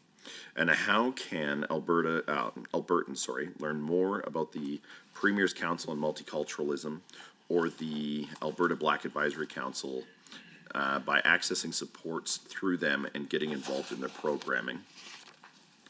And then looking at time here, I think maybe I'll just have one more question and then turn it over to the minister for answers. From outcome 1 of the business plan on page 85, part of the ministry's mandate is the attraction of skilled labor to Alberta. Attracting and retaining skilled labor is essential for Albertans' continued development in our strong economy and as well as Alberta's growth in GDP and leading the country. Skilled professionals not only contribute to key industries but also help drive long-term stability, ensuring Alberta remains the top destination for international talent required to grow our economy. On page 85 of the business plan, performance indicator 1D shows total growth of Alberta's labor force and percent contribution of landed immigrants to total growth. This indicator demonstrates the extent in which immigrants contribute to the growth of Alberta's workforce. Can the minister outline the specific initiatives to attract skilled newcomers to the province? And B, I assume that the target sectors must change with different economic or labor market circumstances, but can the minister provide which sectors will be targeted in this specific budget? And I got time to squeeze in one more. Ensuring that immigrants who choose Alberta as their home remain in the province for the long term is essential to our workforce and economic growth, as well as community development. On page 88 of the business plan, performance indicator 2D shows Alberta's average 5-year immigration retention rate and provides valuable insight on whether newcomers are staying after 5 years or leaving. The data suggests that many immigrants continue to build their lives here in Alberta, reinforcing the province as a place to work, live, and raise a family. How much funding is allocated towards newcomer retention in efforts to keep them in Alberta? And based upon this funding, what specific supports does the ministry offer to help increase and maintain newcomer retention? And I'll turn it back to the minister. Perfect. And with that, over to you, Minister, with 4:51 remaining. Yep. Thank you, Emily Wright, for your questions. And you bring in an important aspect of our ministry, the councils, and how they work, how they interact with each other, and what is the objective and the deliveries of these councils and how they advise the government. So I would start with the Premier's Council on Multiculturalism is a vital advisory body dedicated to supporting, inspiring, and promoting cultural diversity and inclusion across Alberta. And Budget 2025 commits $100,000 to continue the important work of the council. The budget enables government to provide honoraria for council members meeting and help cover travel expenses. The budget also includes support for government hosted ethno-cultural events such as Lunar New Year celebrations. It is important to understand that multiculturalism and anti-racism are distinct concepts. This is why we have the Premier's Council on Multiculturalism to provide specialized advice on multiculturalism, while the Alberta Anti-Racism Advisory Council focuses on combating racism in this province. Our council is composed of up to 30 members, including two council chairs who represent the rich multicultural diversity of Alberta. These members are leaders within their ethno-cultural communities, chosen for their exceptional ability to promote cross-cultural awareness and understanding. They are not here to advocate solely for their own communities, but to provide advice on how all communities can work together harmoniously. The council was established for a term of 7 years with the possibility of extension based on need. Currently, we have 29 dedicated members, including our 2 co-chairs. Members are appointed for a term of up to 3 years and can be reappointed for a maximum of 7 consecutive years of service.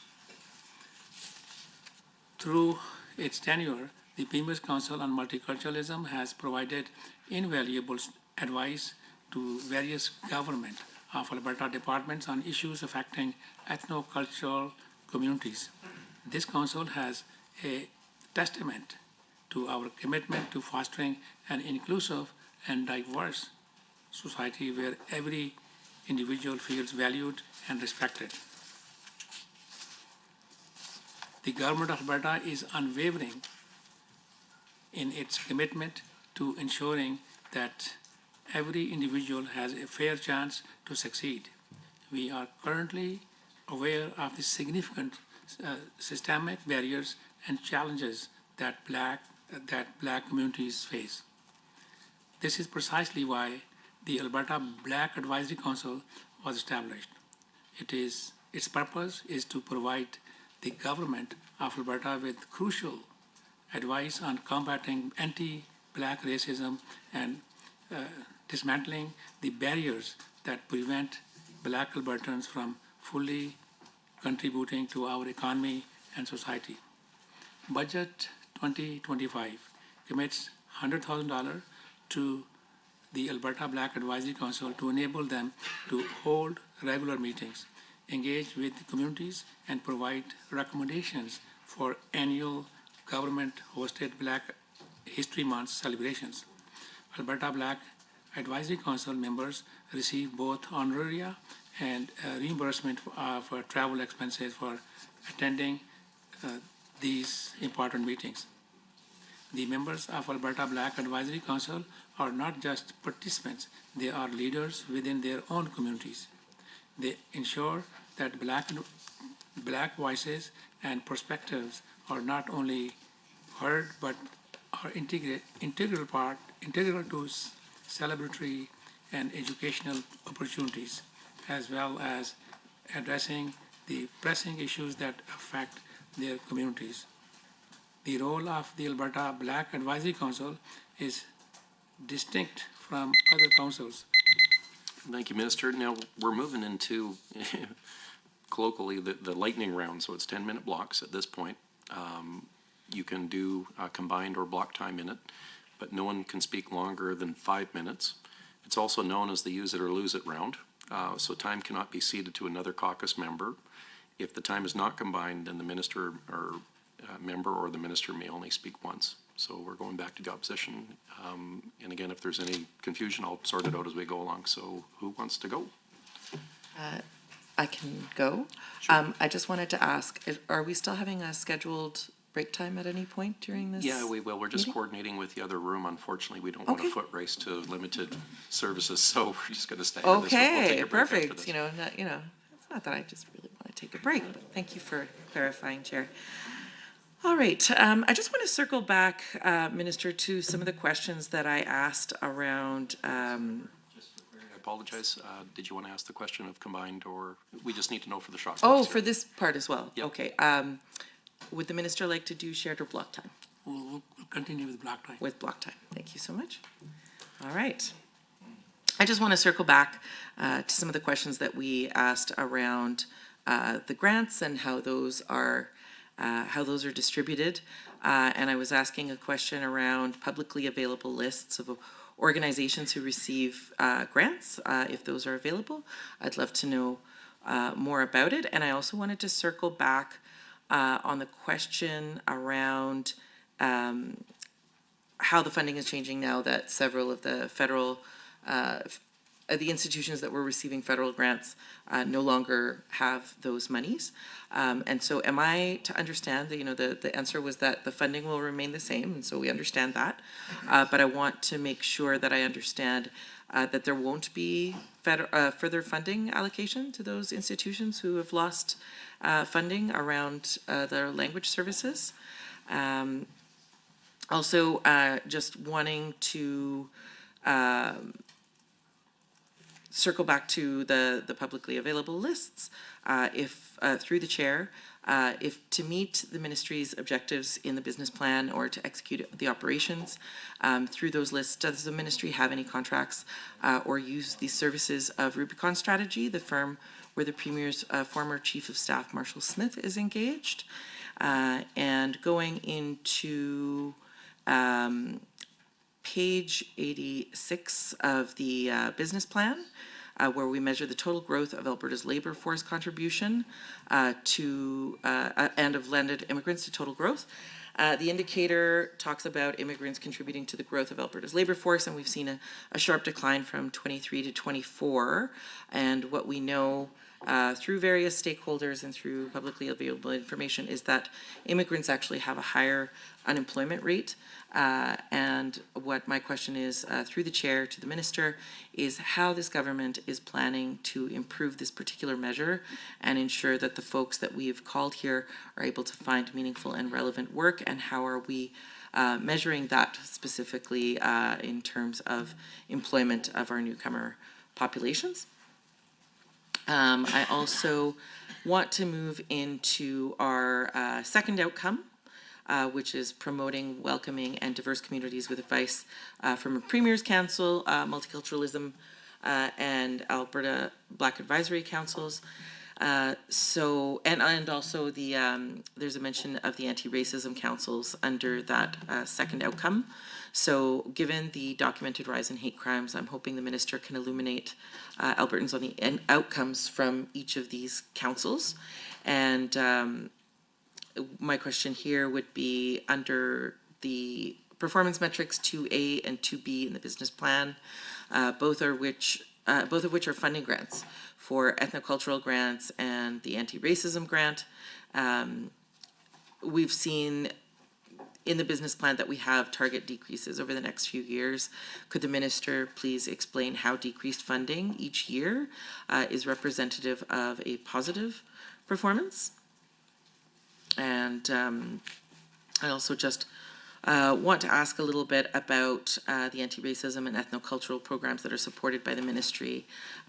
If we can get a little bit more detail on what these programs comprise, and if these programs are available, or if we have some publicly available information about how some of these programs are utilized outside of our major metropolitan cities.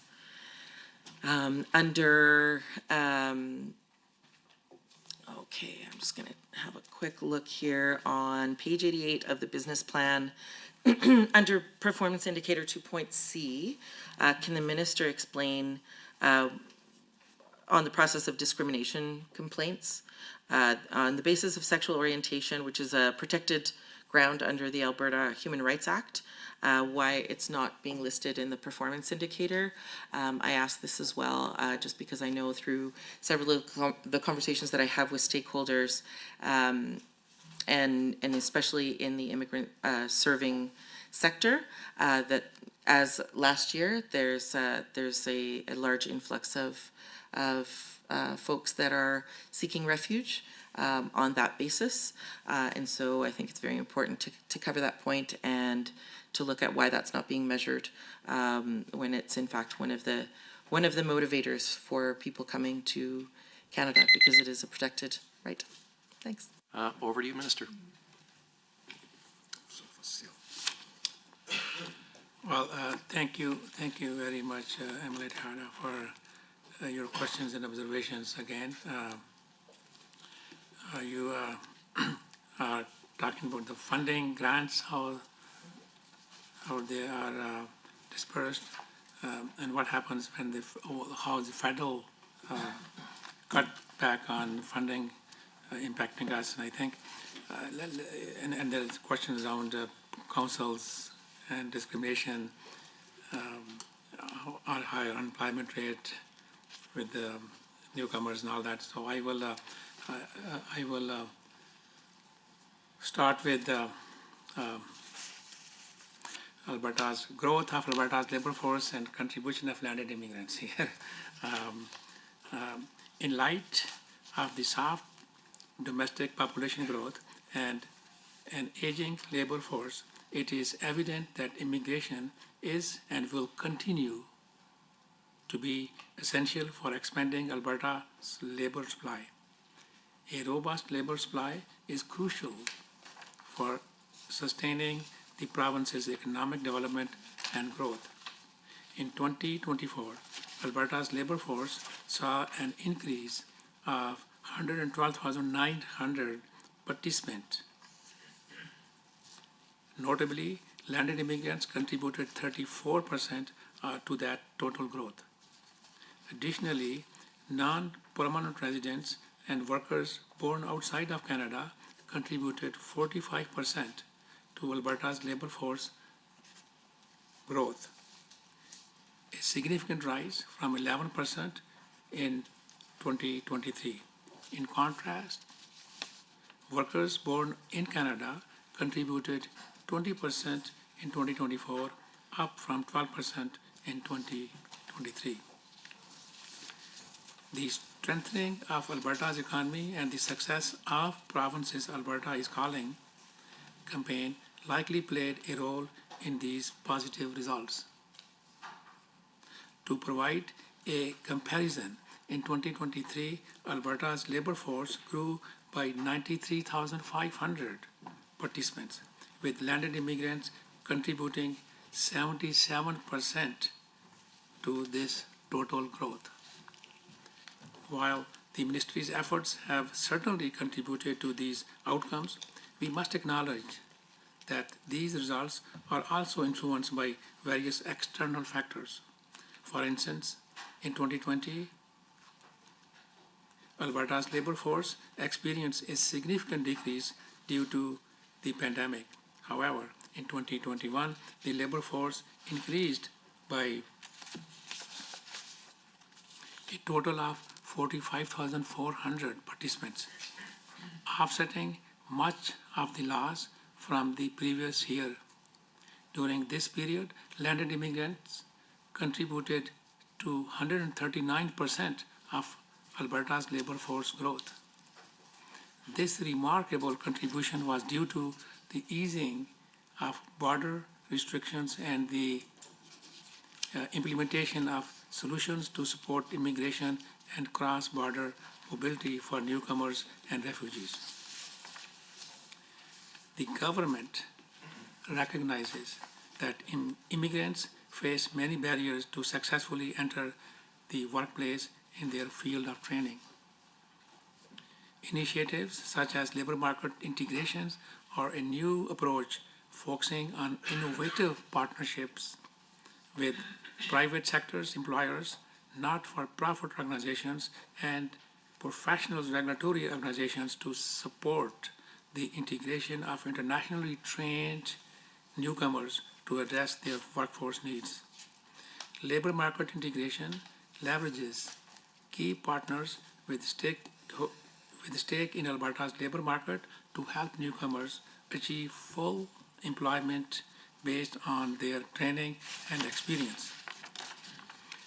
An example of a labor market integration initiative that I would like to highlight is Calgary Regional Immigrant Employment Council's Pathway to Employment pilot project for internationally trained lawyers and accounting professionals. This project provides. With that, I appreciate the answer, and we now have a 5-minute recess. Don't be late.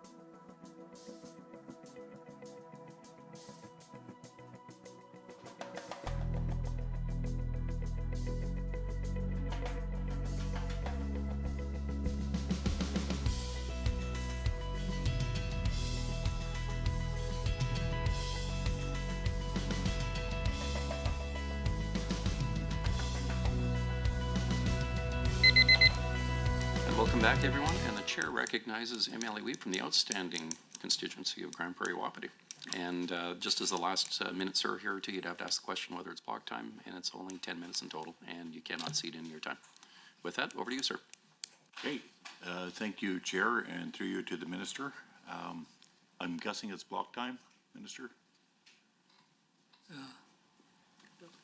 We'll continue with block time, just to be fair. Okay, thank you. You may have touched on this already, Minister, but performance metric 1A on page 86 of the business plan shows a number of AAIP nomination certificates issued in 2024 and the targets over the next 3 years. The metrics note the Immigration, Refugees, and Citizen Canada provides that AAIP with an annual allocation of nomination certificates that can be issued by the province. Does the provincial government work with the federal government to determine the number of allocation, or is it entirely dependent on the province? And the metric states it is the goal as the province to maximize allocations. Has there been any instances of Alberta not reaching its goals? If so, could the minister point out the necessary reasons? Are the targets for the next 3 years based on the allocation of Alberta, allocations Alberta will receive from the federal government, or is it more of the forecast of the allocations we are set to receive? And then key objective 1.3 on page 85 of the business plan outlines the work to assist prospective and newly arrived international talent with supports and services to help them integrate into Alberta's labor market. This initiative is essential to maintaining Alberta's culture while still attracting newcomers. The supports that help with integration into the labor market are crucial for long-term success of each of the individual newcomers. Could the minister expand on some of the supports that are currently available through the Alberta government to assist with newcomers transitioning to the workforce, and what supports do the companies hiring these workers provide? Do these companies receive support or funding from the government in this regard?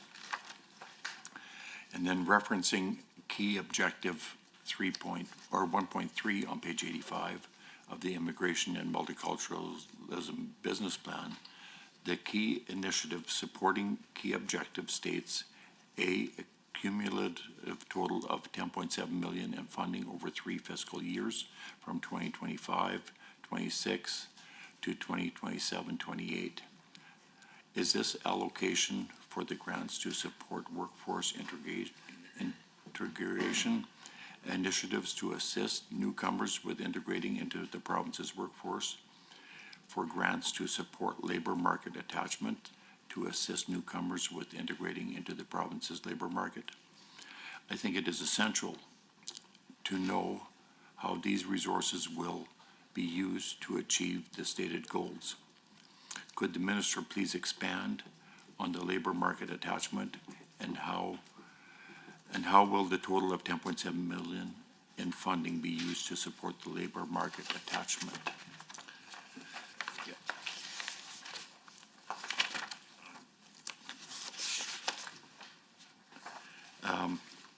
Then key objective 2.1 on page 87 of the business plan states the goal to promote multiculturalism communities for better and more inclusive, diverse, and economically robust society.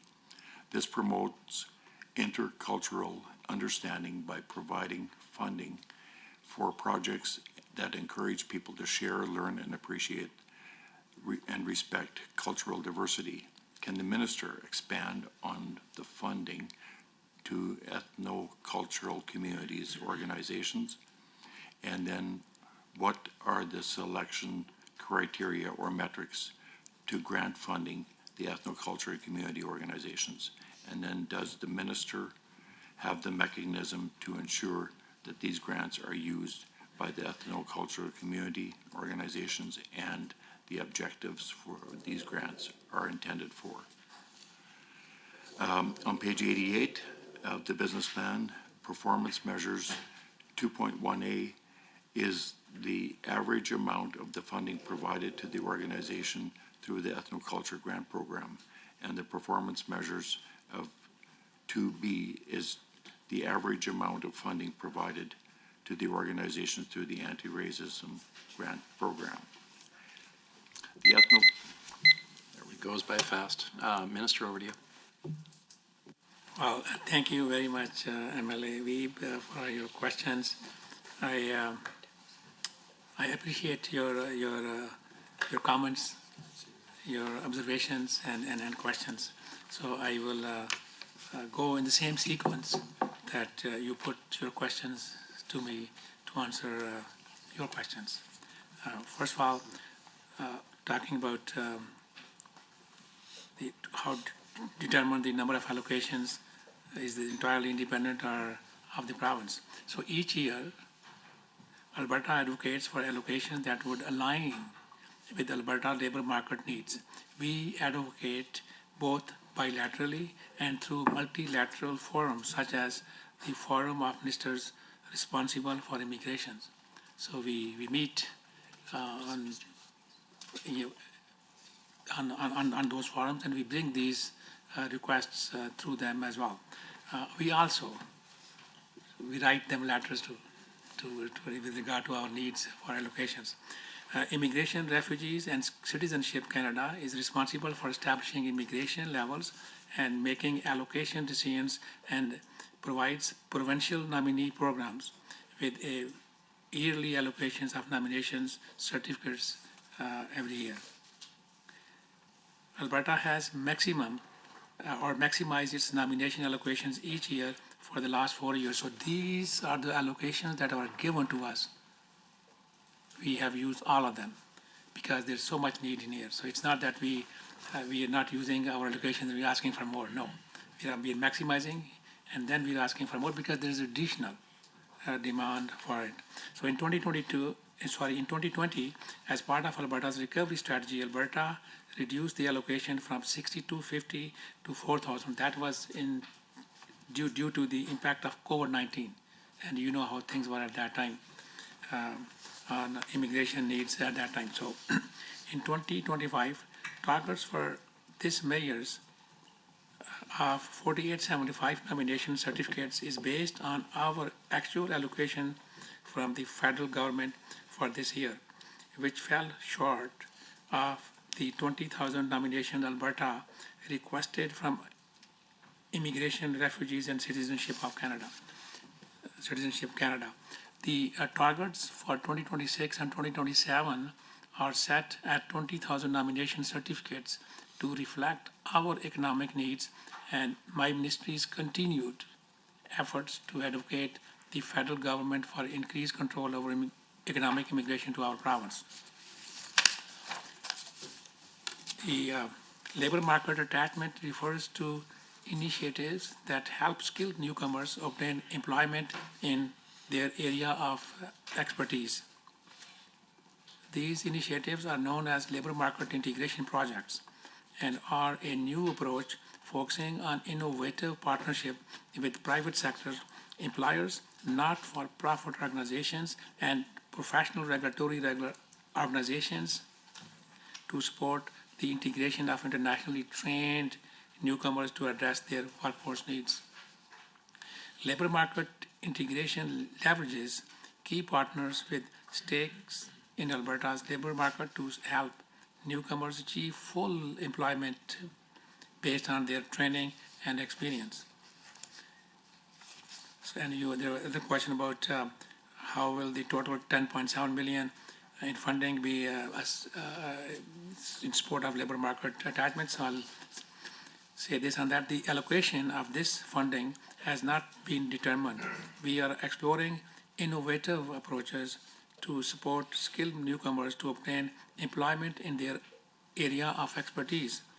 Alberta is developing a strategy to attach our underemployed or unemployed internationally trained professionals to labor markets while also assisting employers to effectively attract and retain internationally trained professionals in the province. This strategy complements our new labor market integration approach, which includes strategic labor market attachment grants designed to enhance the employment prospects of internationally trained professionals. Additionally, recommendations provided by the Foreign Credential Advisory Committee will guide us, our initiatives going forward. Thank you, Minister. With that, we're back to the left-hand side of the table from where the chair's perspective. MLA Tejeda. Thank you. Okay. I just wanted to circle back to AAIP. And from what we can see on the ministry website, and given the information that we have in the business plan about the reduction in nominations, we know that the expressions of interest, I think the minister had also referenced them being over 40,000. We're sitting, I think, at around 48,000. So I'm wondering, do we have a number around the percentage of those expressions of interest that will be successful? I'm concerned because I know, especially with the increase now in the fees, although they are, nominally revenue neutral, if we're actually trying to attract folks into these streams and we're encouraging people to apply, and they are paying these increased fees, do we have a way of knowing how many of those folks will actually be approved? And I also move to a question around metrics for ethnocultural grants and anti-racism, and just again repeating why we're seeing a decrease in funding in these grants, but also as a follow-up, while grants are a wonderful way to encourage engagement on these topics and a great way to get community organizations, especially grassroots ones, involved, what is the government doing in terms of systemic change to racism and xenophobia? I will also refer to the councils that we've been talking about and what their metrics are in terms of the work that they're doing. How are we how are we following up with the councils?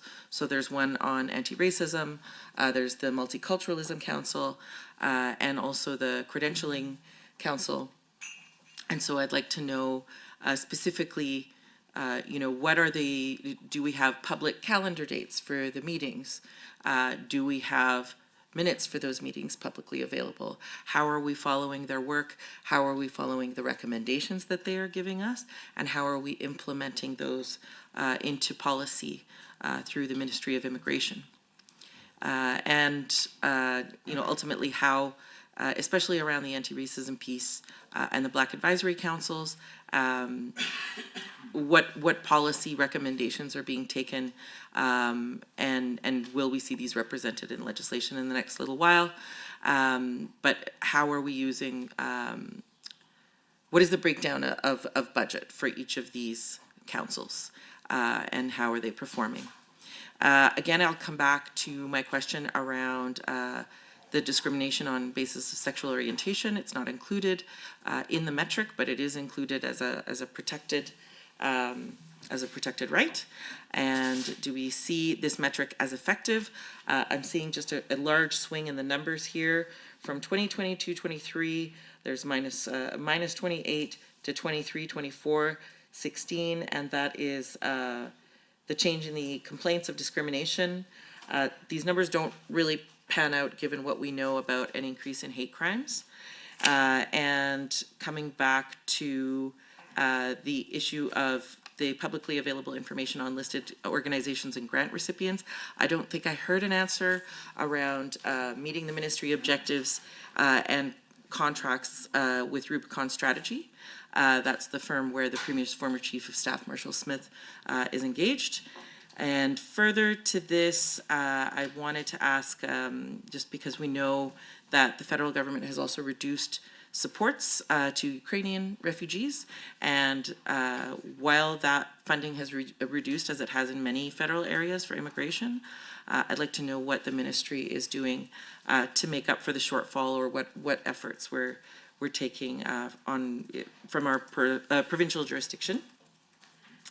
And in accordance with 2D of the performance metric for Objective 2, the five-year immigrant retention rate is mentioned, and we want Alberta to be a place where people build their lives and spend as much time here as possible, contributing to economy and workforce. What is the government actively doing to retain long-term immigrants in the province? And I'll come back to the question of how are we measuring that retention. Does the retention just include how long they're staying, that they're staying for the 5 years, and are they finding employment that is relevant to their experience? Thank you. Back to you, Minister. Well, thank you very much again, MLA Diana. I will try to answer your questions. First of all, with respect to fees, we do not charge fees for people who have expressed interest under expression of interest portal. They are invited to put in their application after a review has been completed. Those people are charged. It's not everybody who's out there, just they put their name in the expression of interest that they get charged. No, it's not true. And only people who are invited, they get charged fee. And also with respect to ethnocultural grants we talked about, there has been no decrease in ethnocultural grant in budget 2025. We are maintaining that at $13.5 million over 3 years. So I just wanted to get that out of the way. Our engagement with the council is structured to ensure that their recommendations are reflected in government policies aimed at combating racism. The Alberta Anti-Racism Advisory Council has also collaborated with Premier's Council on Multiculturalism and the Alberta Black Advisory Council on issues that impact diverse communities.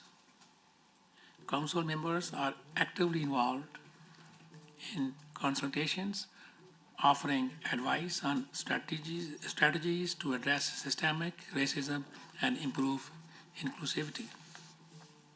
The Alberta Anti-Racism Advisory Council working groups have provided me with the recommendations on how to effectively combat racism by enhancing public awareness, empowering communities through intercultural sharings, and improving educational practices and approaches. Additionally, the Council has engaged with other ministries and entities, including regular interactions with Alberta Hate Crimes Liaisons, Alberta Public Safety and Emergency Services, and both Edmonton and Calgary Police Services. The Government of Alberta, with the invaluable support of Alberta Anti-Racism Advisory Council, is dedicated to making our province a place where everyone can thrive free from the scourge of racism.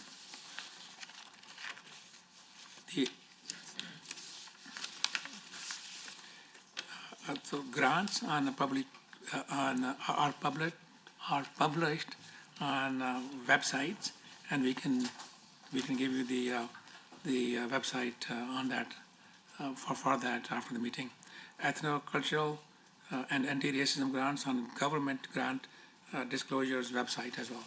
So just to get to that point.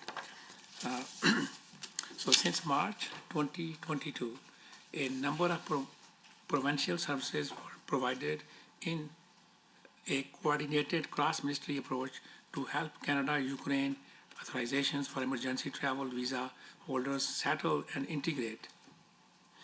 This includes regular cross-ministry ADM meetings led by Immigration and Multiculturalism. Since March 2023, my ministry has provided more than $8.9 million for the provincial emergency hotel accommodations and Ukraine emergency sports programs supporting Ukrainian evacuees. The Ukraine Emergency Sport Program, a one-time grant program funded by my ministry, provided funding of over $2 million to agencies for sports specific to Ukrainians, which will continue until March 2026. Based on Alberta healthcare applications, around 65,000 Ukrainians have been welcomed to our province, and my rough estimate is that number has gone up to around 70,000. It is likely that the majority of those who are integrating or who are intending to come to Canada under the Canada-Ukraine Authorization for Emergency Travel Visa Program have already arrived and are receiving their support. Thank you for that, Minister. Back to the Government Caucus. MLA Stefan. And through the chair, Minister, can I confirm that we're still doing block? Is that correct? I think that would be Yeah, correct. seeing as we've been doing that, that's great. Minister Yassin, it's great to be here and talking to you about immigration, multiculturalism. I remember hearing your maiden speech a while ago now, and I remember being struck as you shared your experience being an engineer in Rimbey. And there's other individuals here on both sides of the aisle who are immigrants to Canada. And I have so much admiration and respect. It's not an easy thing to do, coming to a new country, sometimes having to learn a new language. But I feel it's great that we do have an immigration minister who has lived experience and who has gone through many of the experiences that our newcomers to Alberta have. So I think that's so wonderful. I truly do. And I might just add that one of my highlights as being an MLA is actually being able to meet many organizations and many newcomers to Alberta and to Canada. It's just such a highlight and a blessing, I think, for each and every one of us. I want to just talk about, so I'm going to ask a few questions here. I'm going to talk, first of all, or reference 1.3 of the business plan. And it talks about assisting prospective and newly arrived international talent with supports and services that help them integrate into Alberta's labor market. And Minister, from my experience, albeit limited, but it appears to me that language, having proficiency in English really is a gate that allows our newcomers to have the opportunity to become self-reliant and to really realize and use the talents, unique talents and abilities that they have in their former countries. I know my wife had the opportunity to volunteer at the Red Deer Public Library providing ESL tutoring assistance to 2 Ukrainian families on 2 separate occasions. And it's very interesting, she commented to me, without really thinking about it, but there's many inconsistencies in the English language, and she used the example of the word up. And it's something we kind of take for granted, but there's actually a lot of different meanings for the word up, just a 2-letter word, but it's very interesting. But ESL is certainly an important element in order to integrate and to realize the outcome looked for in 1.3. I'd be interested in hearing from you, Minister, on things that you've seen that have been done through different organizations in Alberta that help our immigrant population integrate and to get that English proficiency, some of the tools that you're seeing that are being developed to really help these families and individuals that come to Alberta and have that opportunity to really use the great talents and abilities they have. I think that's such an important element, and I'd be interested in hearing from you some, maybe one or two success stories that jump out to you. I'm now going to talk about another question in 1.1 of the business plan. It talks about the Alberta Advantage Immigration Program, and I think we've had a number of questions and discussions about that. But I would be interested in understanding, my understanding is that the Alberta Immigration Program, we are looking to maximize our ability as a province to seek those individuals who will satisfy specific market needs unique to Alberta. You know, we want to have, we have labor shortages, and we want to attract and be able to have immigrants who can help address some of those shortages that we do have in our labor markets. And I note that Quebec has the Quebec-Canada Accord. It goes by fast. Over to you, Minister. Okay, well, thank you very much, MLA Stefan. Thank you very much referring to my maiden speech, and I can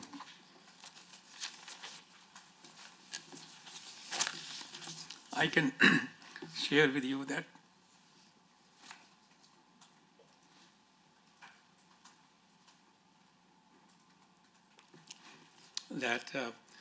all newcomers, they go through their difficulties, and the good thing about this country is that it provides opportunities to overcome those difficulties and reach your full potential.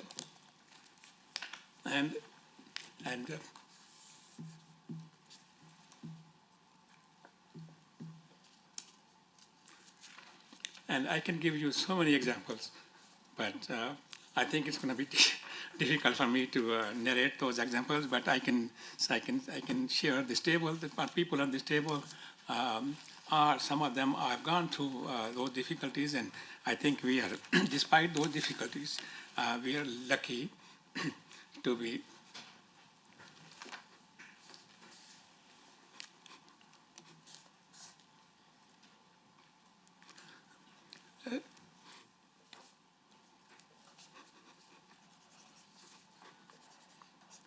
We are living in a province and a country that is second to none. So let me get back to your other questions here.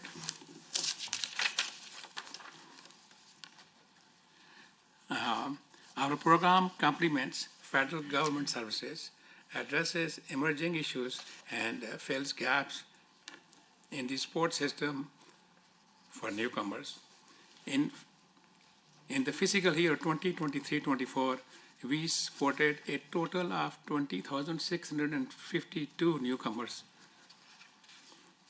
through 3 distinct service streams funded by the Support for Newcomers Integration Grants. Firstly, 1,158 newcomers benefited from English as an additional language drop-in services. Secondly, 6,568 newcomers received language assessment and referral services. Lastly, 12,926 newcomers were provided with settlement and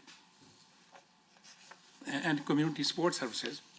These numbers not only met but exceeded our expectations thanks to the extraordinary efforts of our service providers, particularly in accommodating Ukrainian evacuees in the province. We observed a significant increase in demand for both language assessment and referral services, as well as settlement and community support services compared to the previous year.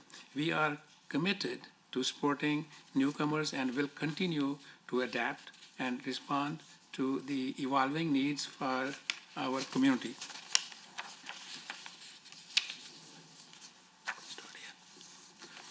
One of the powerful ways that the sports for newcomers integration program supports newcomers is through language learning, which complements and leverages federal funding in this area. We fund 2 language assessments and referral centers in Calgary and in Edmonton that provide assessment and referral services to over 2,000 newcomers every year, allowing them to enter federally funded language instructions for newcomers to Canada classes, as well as other job training that requires a language assessment prior to entry. We also fund 3 drop-in English languages centers that provide informal learning opportunities for around 1,000 newcomers each year, whose work and family commitments prevent them from attending full-time language programming.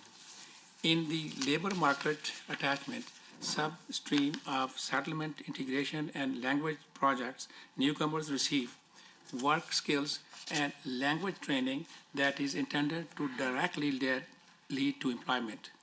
Typically, we fund 5 to 6 projects. Thanks, Minister. And back over to the folks by left. Somebody raise a hand. Anyone tell me? Oh, there we go. Over to you. I guess I should have been doing that all along. I kept messing up your name too, so I guess we're giving each other some latitude. We're doing okay. Thank you, Chair. Thank you so much to the Minister for the clarification and the answers to the questions around the expressions of interest, for the clarification on the fees. And I know we all had a moment there, so thank you, Minister. We do have varied experiences. I'm a second-generation Canadian myself, and so I've seen it from a different perspective than you have, but very grateful for that. And just getting back to the performance metrics around the second key objective, 2A and not 2A and 2B. We already asked that question. Just still around the performance indicator 2C on page 88. Just wanting to clarify if we're going to see an expansion around this metric, and if we can get an explanation on that vast swing in numbers from 23 to 24, and around auto credentialing, which is mentioned in the business plan. I'd like to know and have some clarification on how much funding the minister has put towards online auto credentialing, and when we can expect this program to start. And in terms of, thank you for answering the questions around the Ukrainian refugees and how we'll continue to support refugees. The next question is around tariffs. We know that we're all living in the world of impending tariffs, impending some weeks and maybe disappearing the next. But we know that likely tariffs have started, and they're expected to affect up to 1 million Canadian jobs, some of which are held by immigrants who already have the highest unemployment in the country. How will this budget support immigrants that experience budget loss? How are we channeling our supports to our immigrant serving agencies and to those communities to ensure that they have some relief from the storm of tariffs?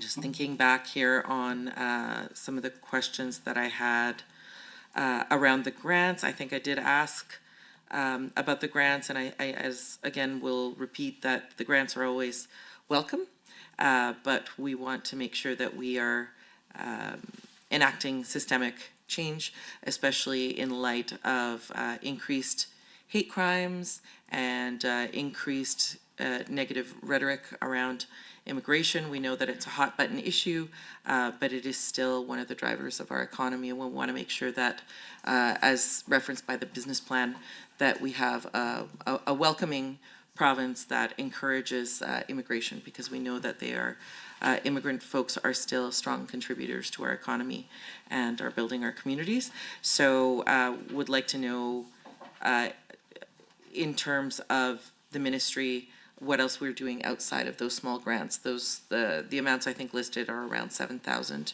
per organization, and as I've heard from some stakeholders, that's not those are great for sort of singular events, but they don't really contribute to systemic change. So would like to know what else, what other initiatives we're taking, because I think those hate incidences may increase given the rhetoric that we're seeing. What are we putting in place? And this is a little bit of a cross ministry question. I'd like to know what engagements we've had with other ministries. When it comes to anti-racism, those things will touch on education, on healthcare. In previous sessions, I know that we had introduced anti-racism legislation that talked about data collection to better serve our multicultural communities and racialized communities. And I'd like to know if there are any initiatives being heralded by the government in terms of the legislation coming up and where we can see that work being done. If it is part of the recommendations, again, I think I'd asked a question around, I don't think I heard an answer about the publicly available information around what engagements, what we can expect to see around the minutes that arise from each of those councils, and how we're measuring the work that's being done. Thank you, member. Over to you, Minister. Thank you very much, Emily Tiana, for your questions and observations again. I think you touched on a few items here as well, so I will try to address them as I go along. Hopefully, can get to all of them to their time allotted. With respect to number of complaints, I think you brought it earlier as well. The year-over-year change in the number of complaints received by the Alberta Human Rights Commission provides a valuable insights into discrimination in Alberta, particularly against race, color, ancestry, origin, and religious beliefs. This indicator reflects the level of inclusivity and acceptance of diverse ethnocultural communities across our province.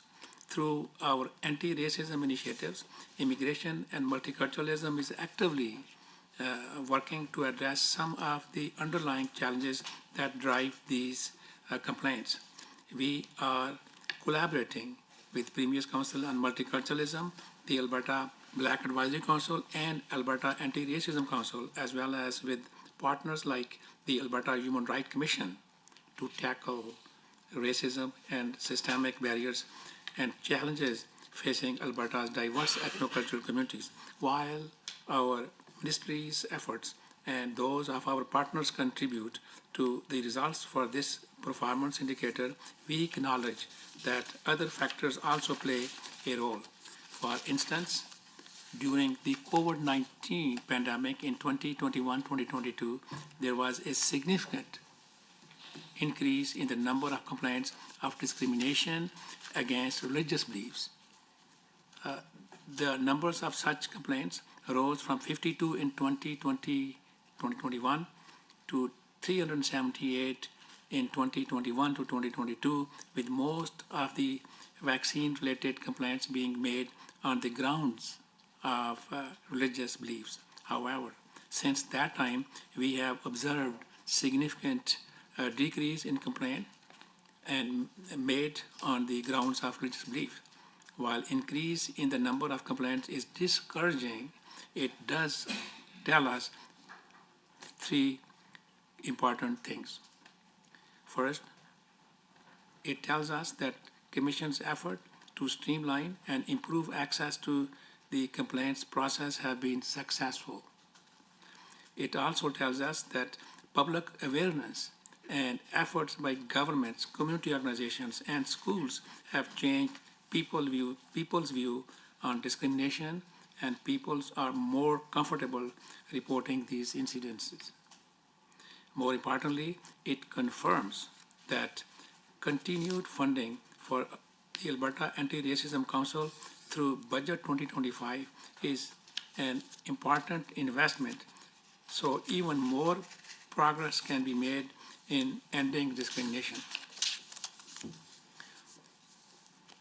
We are all Albertans, regardless of our background, and we all have a role to play in combating racism, discrimination of any kind. I will take this opportunity to share my own experience, personal story. I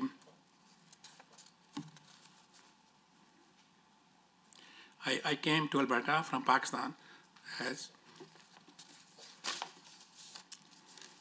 as a teenager in the late 70s.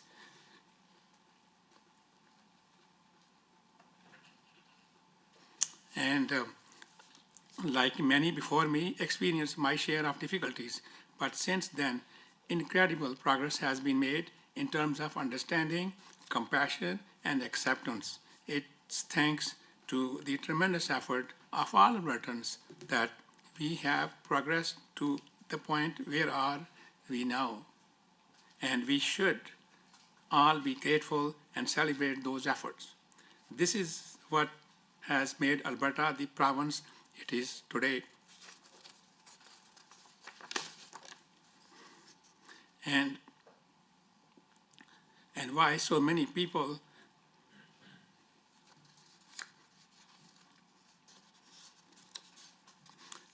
come here from around and why to take part in opportunities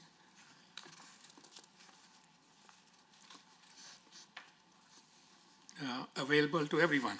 We have come a long way since the 1970s. We should have done.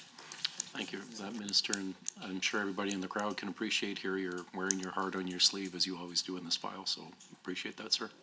Now with that, MLA Siri, you caught my attention. Thank you for sharing that heartwarming story, Minister. Would block time be sufficient, sir? Or would you like to go back and forth? Yes, please, let's continue with block time. Okay. Well, Minister, hearing your maiden speech from my colleague, Jason Stephan, I unfortunately didn't get to hear that. I wish I could have when you had given it. It sounds like it was very heartfelt. And hearing you today, I know that we all feel the passion and dedication for the new immigrants and protecting multiculturalism in Alberta. Thank you for that, sir. I will echo some of the concerns that some of my colleagues have brought forward regarding the rural renewal stream and the AIIP. I'm seeing a lot of frightened and discouraged people coming into my office in Bonnyville, Cold Lake, St. Paul. It's upsetting to see that our federal Liberals and NDP coalition has dropped the ball so badly on this file, and it is frontline people like yourself, sir, that is trying to pick up the pieces, and it's unfortunate. I literally had a woman come into my office that she can't get her work visa, and she's pregnant right now, so she's no longer got access to health care. Like, this is the level that we're dealing with the distress up in my area, and a lot of times the only hope they have is the AIIP and the rural renewal streams, and to hear that was cut in half when there's so many that depend on that is distressing. It especially impacts two groups within my constituency, my East Indian community and my Filipino community. They seem to be the hardest hit in all that. And these are people that have been in my community for, in many cases, 4 to 5 years. So they've become very, very, very ingrained in the community. And it's heartbreaking to hear that they're having so many difficulties going through that. What I would like to move on to is something that is important to my constituency. As you probably know, I've got the Cold Lake First Nation, the Kahiwan First Nation, Saddle Lake First Nation, Frog Lake First Nation, Elizabeth Settlement, and Fishing Lake Settlement in my constituency. Key Objective 2.2 on page 87 highlights the challenges and barriers facing marginalized and Indigenous Albertans. I'd like to expand on the Indigenous Albertans that are impacted by these challenges. I'd like to know that Alberta's Anti-Racism Action Plan is to develop and implement anti-racism legislation that fits into Alberta's diversity as a whole. Can the minister expand on any ongoing and future initiatives in this plan that are targeted towards Indigenous Albertans? And how does the minister ensure that Indigenous communities are directly involved with the development and implementation of these initiatives? I know that the Indigenous and the Métis within my constituency have some questions, and I'm sure you're the minister that is going to be able to find the answers for them. Thank you for that, sir. I'd like to move on to page 87 of the business plan under Key Objective 2.1. This explores the development of legislation that permits Albertans to observe major holidays more easily without placing undue hardship or expense on Alberta businesses.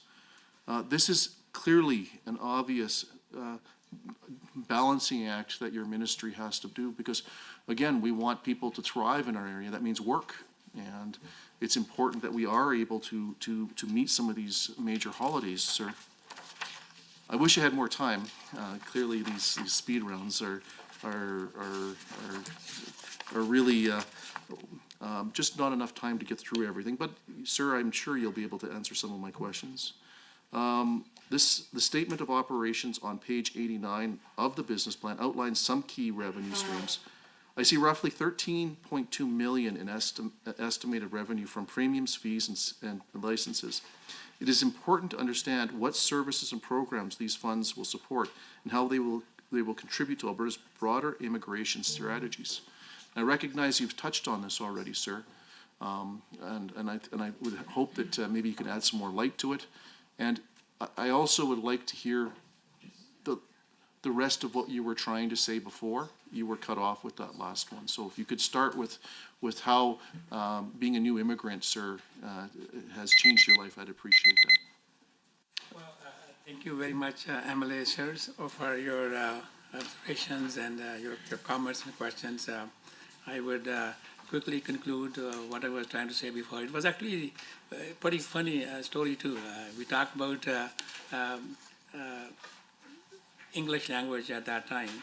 And when I took my English grade 12, English 30, it used to be called at that time, my teacher said to me that, to the class, of course, that they gave us a paperback copy of English of Shakespeare and Hamlet, novel Hamlet. And they said, we will discuss this on Monday, and this was on Friday. And so then I came back home, and I just didn't know what to do. So I had 3 dictionaries going on. Urdu to English, regular English, and regular English to Shakespearean English over the weekend. And the good thing about that is that later on I learned that nobody speaks Shakespearean English here anyways, right? So it was all good, but that presents challenges to newcomers. And the good thing about our society here is that this society there's enough in the society to let you move forward. If you want to move forward. And I think many immigrants, when they come here, they do that because they have burned their bridges and they're here to make something out of it. And that's why we started this award to Alberta Immigrant Impact Awards to recognize the efforts of newcomers in our province. But that's going to be long stories. They're going to be short on your answers here. So let me go back to your answers. And thank you very much for your passion and commitment that you have for a number of First Nations as well as multicultural communities, including East Indian and Filipino communities. And I have personally been intact with some of these communities myself, maybe not in your area of the province, but elsewhere. And I know how much they contribute and how much we need to help them to make sure that they reach their full potential. And so with everybody in this room and our government, we do our best to kind of to help them out. So going back to your other questions, our government recognizes the continued effort in truth and reconciliation and continue to support Indigenous communities through Alberta's Anti-Racism Action Plan. This plan requires collective effort on part of all ministries to ensure that all Albertans have opportunities and are treated fairly. I would like to highlight some examples of the actions implemented to date as part of the action plan to support Indigenous people, such as programs offered by the Ministry of Seniors, Community and Social Services, including Indigenous Housing Capital Program, amendments to social housing accommodation and regulations that commit to addressing racism faced by Indigenous people, and employment and financial services projects, funding for employment and skill development on and off reserves across Alberta. Alberta ministries have also invested in Indigenous specific programming such as employment partnership funding, Northern and Regional Economic Development and Indigenous Employment Training Partnerships Grant funding to Indigenous communities. There is also continued engagement by various ministries through tables such as First Nations and Métis Women Councils on Economic Security and the Premier's Council on Missing and Murdered Indigenous Women, Girls, and Two-Spirit Plus People. Specific to immigration and multiculturalism, our ethno-cultural and anti-racism grant program specifically aims to celebrate and educate Albertans on the history of Indigenous people and create awareness and understanding on racism faced by Indigenous people and intergenerational impacts. I've had a number of instances where I ask our newcomers to connect with our Indigenous people here because they have gone through this long before us and they continue to go through this, and I trying to create some feeling of understanding of working together, learning from them, and moving forward. My non-Indigenous organizations were focused on intercultural sharing with Indigenous communities and especially on the anti-racism grant program. The projects were specifically focused. We'll have to wait for the rest of that in the next round. MLA Tejada, are you still? Yes, Okay. and still open to doing block time, Minister? We'll continue with Great. the block time. Okay. So thank you so much, Minister, and actually to the member opposite around questions on Indigenous engagement. Obviously, a critical piece of multiculturalism in Canada is recognizing First Nations and Métis people and their invaluable contributions to our nation. So thank you for that. This question is a little bit more around consultation with the different cultural communities and also hearkening to that question around the holidays that's in outcome 2.1 around developing legislation for ethnocultural community members to observe major holidays without placing undue hardship on employers. So just in reference to that, I know that the Premier had made a promise to the Muslim community around Eid being made a paid statutory holiday.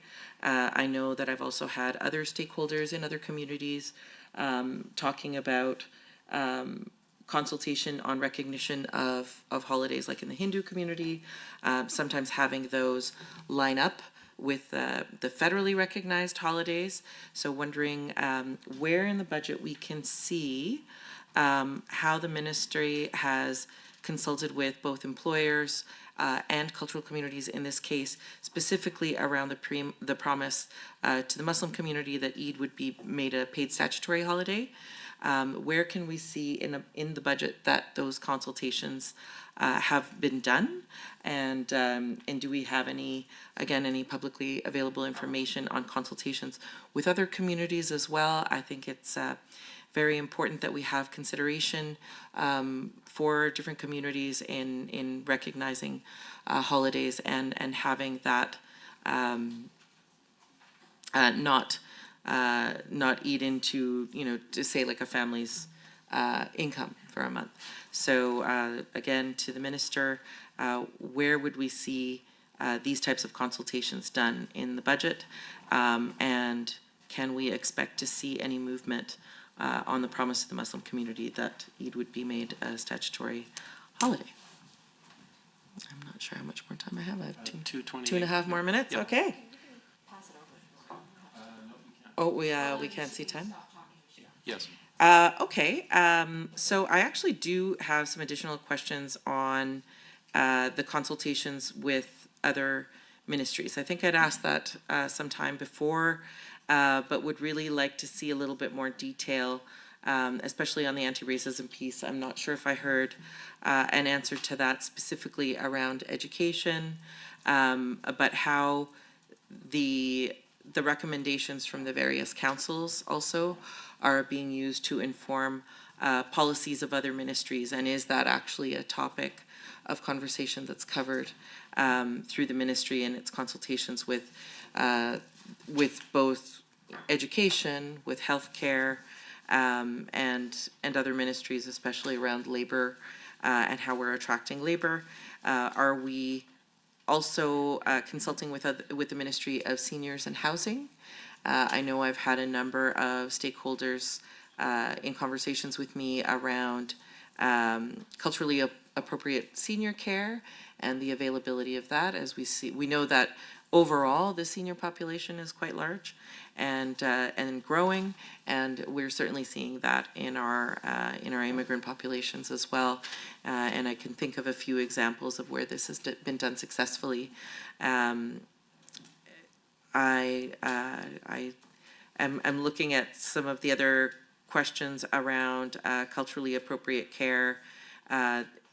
And since we've been talking about Indigenous communities as well, I think I'd love to see if any work has been done in that regard as well with senior care. And I think that that concludes my questions for the minister under this block.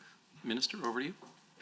Well, thank you very much, Emily Diarra, again, for your questions and observations. The first question was around faith-based holidays. Actually, it wasn't only specific to Muslim community. It was faith-based and cultural holidays. I have that in my mandate letter as well.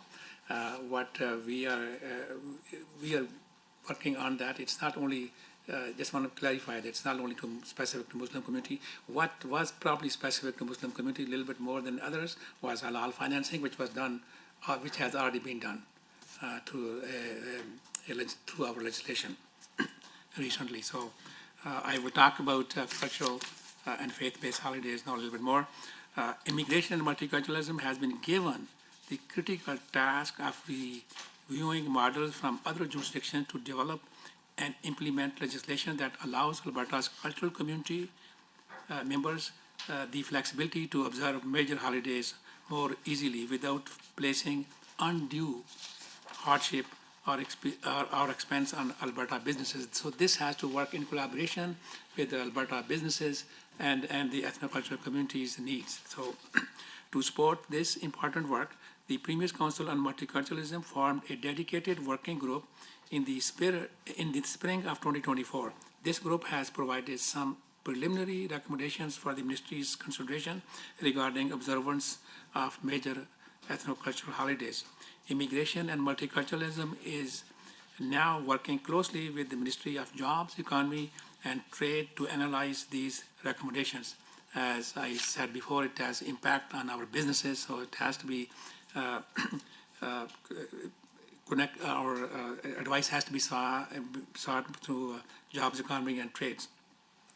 We are assessing their potential impact on Alberta businesses and providing options for implementation to both ministries. It is important to note that under Alberta's Employment Standards Code, there is already some flexibility to allow observance of major ethnocultural holidays. Employers have the option to designate other days as general holidays in addition to the legislative holidays. We recognize the importance of taking the time to consult widely with ethnocultural communities, organizations, and businesses. This consultation is crucial to, again, a better understanding of what should be included in the potential legislation. I am so proud that Alberta's government is actively implementing Alberta's anti-racism action plan, where all departments across government have an opportunity to take actions on racism and discrimination. Potential legislation could go a step further by establishing long-term government commitments to combating racism. We are taking the necessary time to consult with other ministries and public service organizations to define the scope of this legislation, as it would have implications across entire public sector. The good news is that the work has already begun in the form of online surveys, targeted stakeholders engagement, and ongoing discussions with Alberta Anti-Racism Advisory Council, the Premier's Council on Multiculturalism, and the Alberta Black Advisory Council. Some of the feedback from engagement in community has highlighted inequities when it comes to access, employment, and education opportunities, as well as justice services. On a personal note, I am deeply troubled whenever I hear that anyone is experiencing discrimination. That's why I took forward to the input of community members, the councils I mentioned a moment ago, and department across government on what steps needed to be taken to better address discrimination so that every Albertan can be successful. So this is a very important thing in my mandate letter, and we are taking all the we want to make sure that we have all the information necessary to have this legislation in place as soon as possible. Thank you, and over to MLA Sear. Thank you to you, yourself, and your staff for all of the answers that you've provided today. The fact that we got through almost all of this with a little extra time on the NDP side shows that you've done a very good job of answering fully all of their questions.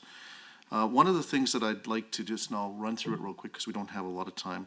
Under performance metric 2.C on page 88 of the business plan, the Alberta Human Rights Commission tracks year-over-year changes in the number of complaints and discrimination based on the grounds of race, color, ancestry, origin, and religious beliefs.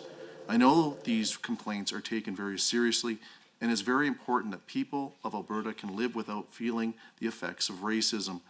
With cases like this, it is essential to stay informed so that proper management and follow-up can be ensured.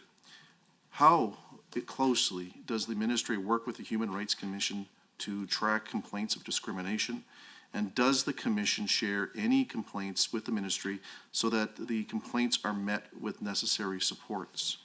And finally, before the minister, as we wrap up with this discussion, does the minister have anything that you'd like to highlight or emphasize that we haven't touched on today's meeting? Thank you, MLA, sir. The ministry is focused on addressing systemic racism and does not track or investigate individual cases or complaints. That is the role of the Alberta Human Rights Commission, an independent commission established under the Alberta Human Rights Act, and that falls under the Ministry of Justice. The Alberta Human Rights Commission assists Albertans with inquiries related to human rights and helps resolve complaints of discrimination based on protected grounds specific in the Alberta Human Rights Act. That includes physical and mental disabilities, gender, race, religious beliefs, age, and sexual orientation, among others.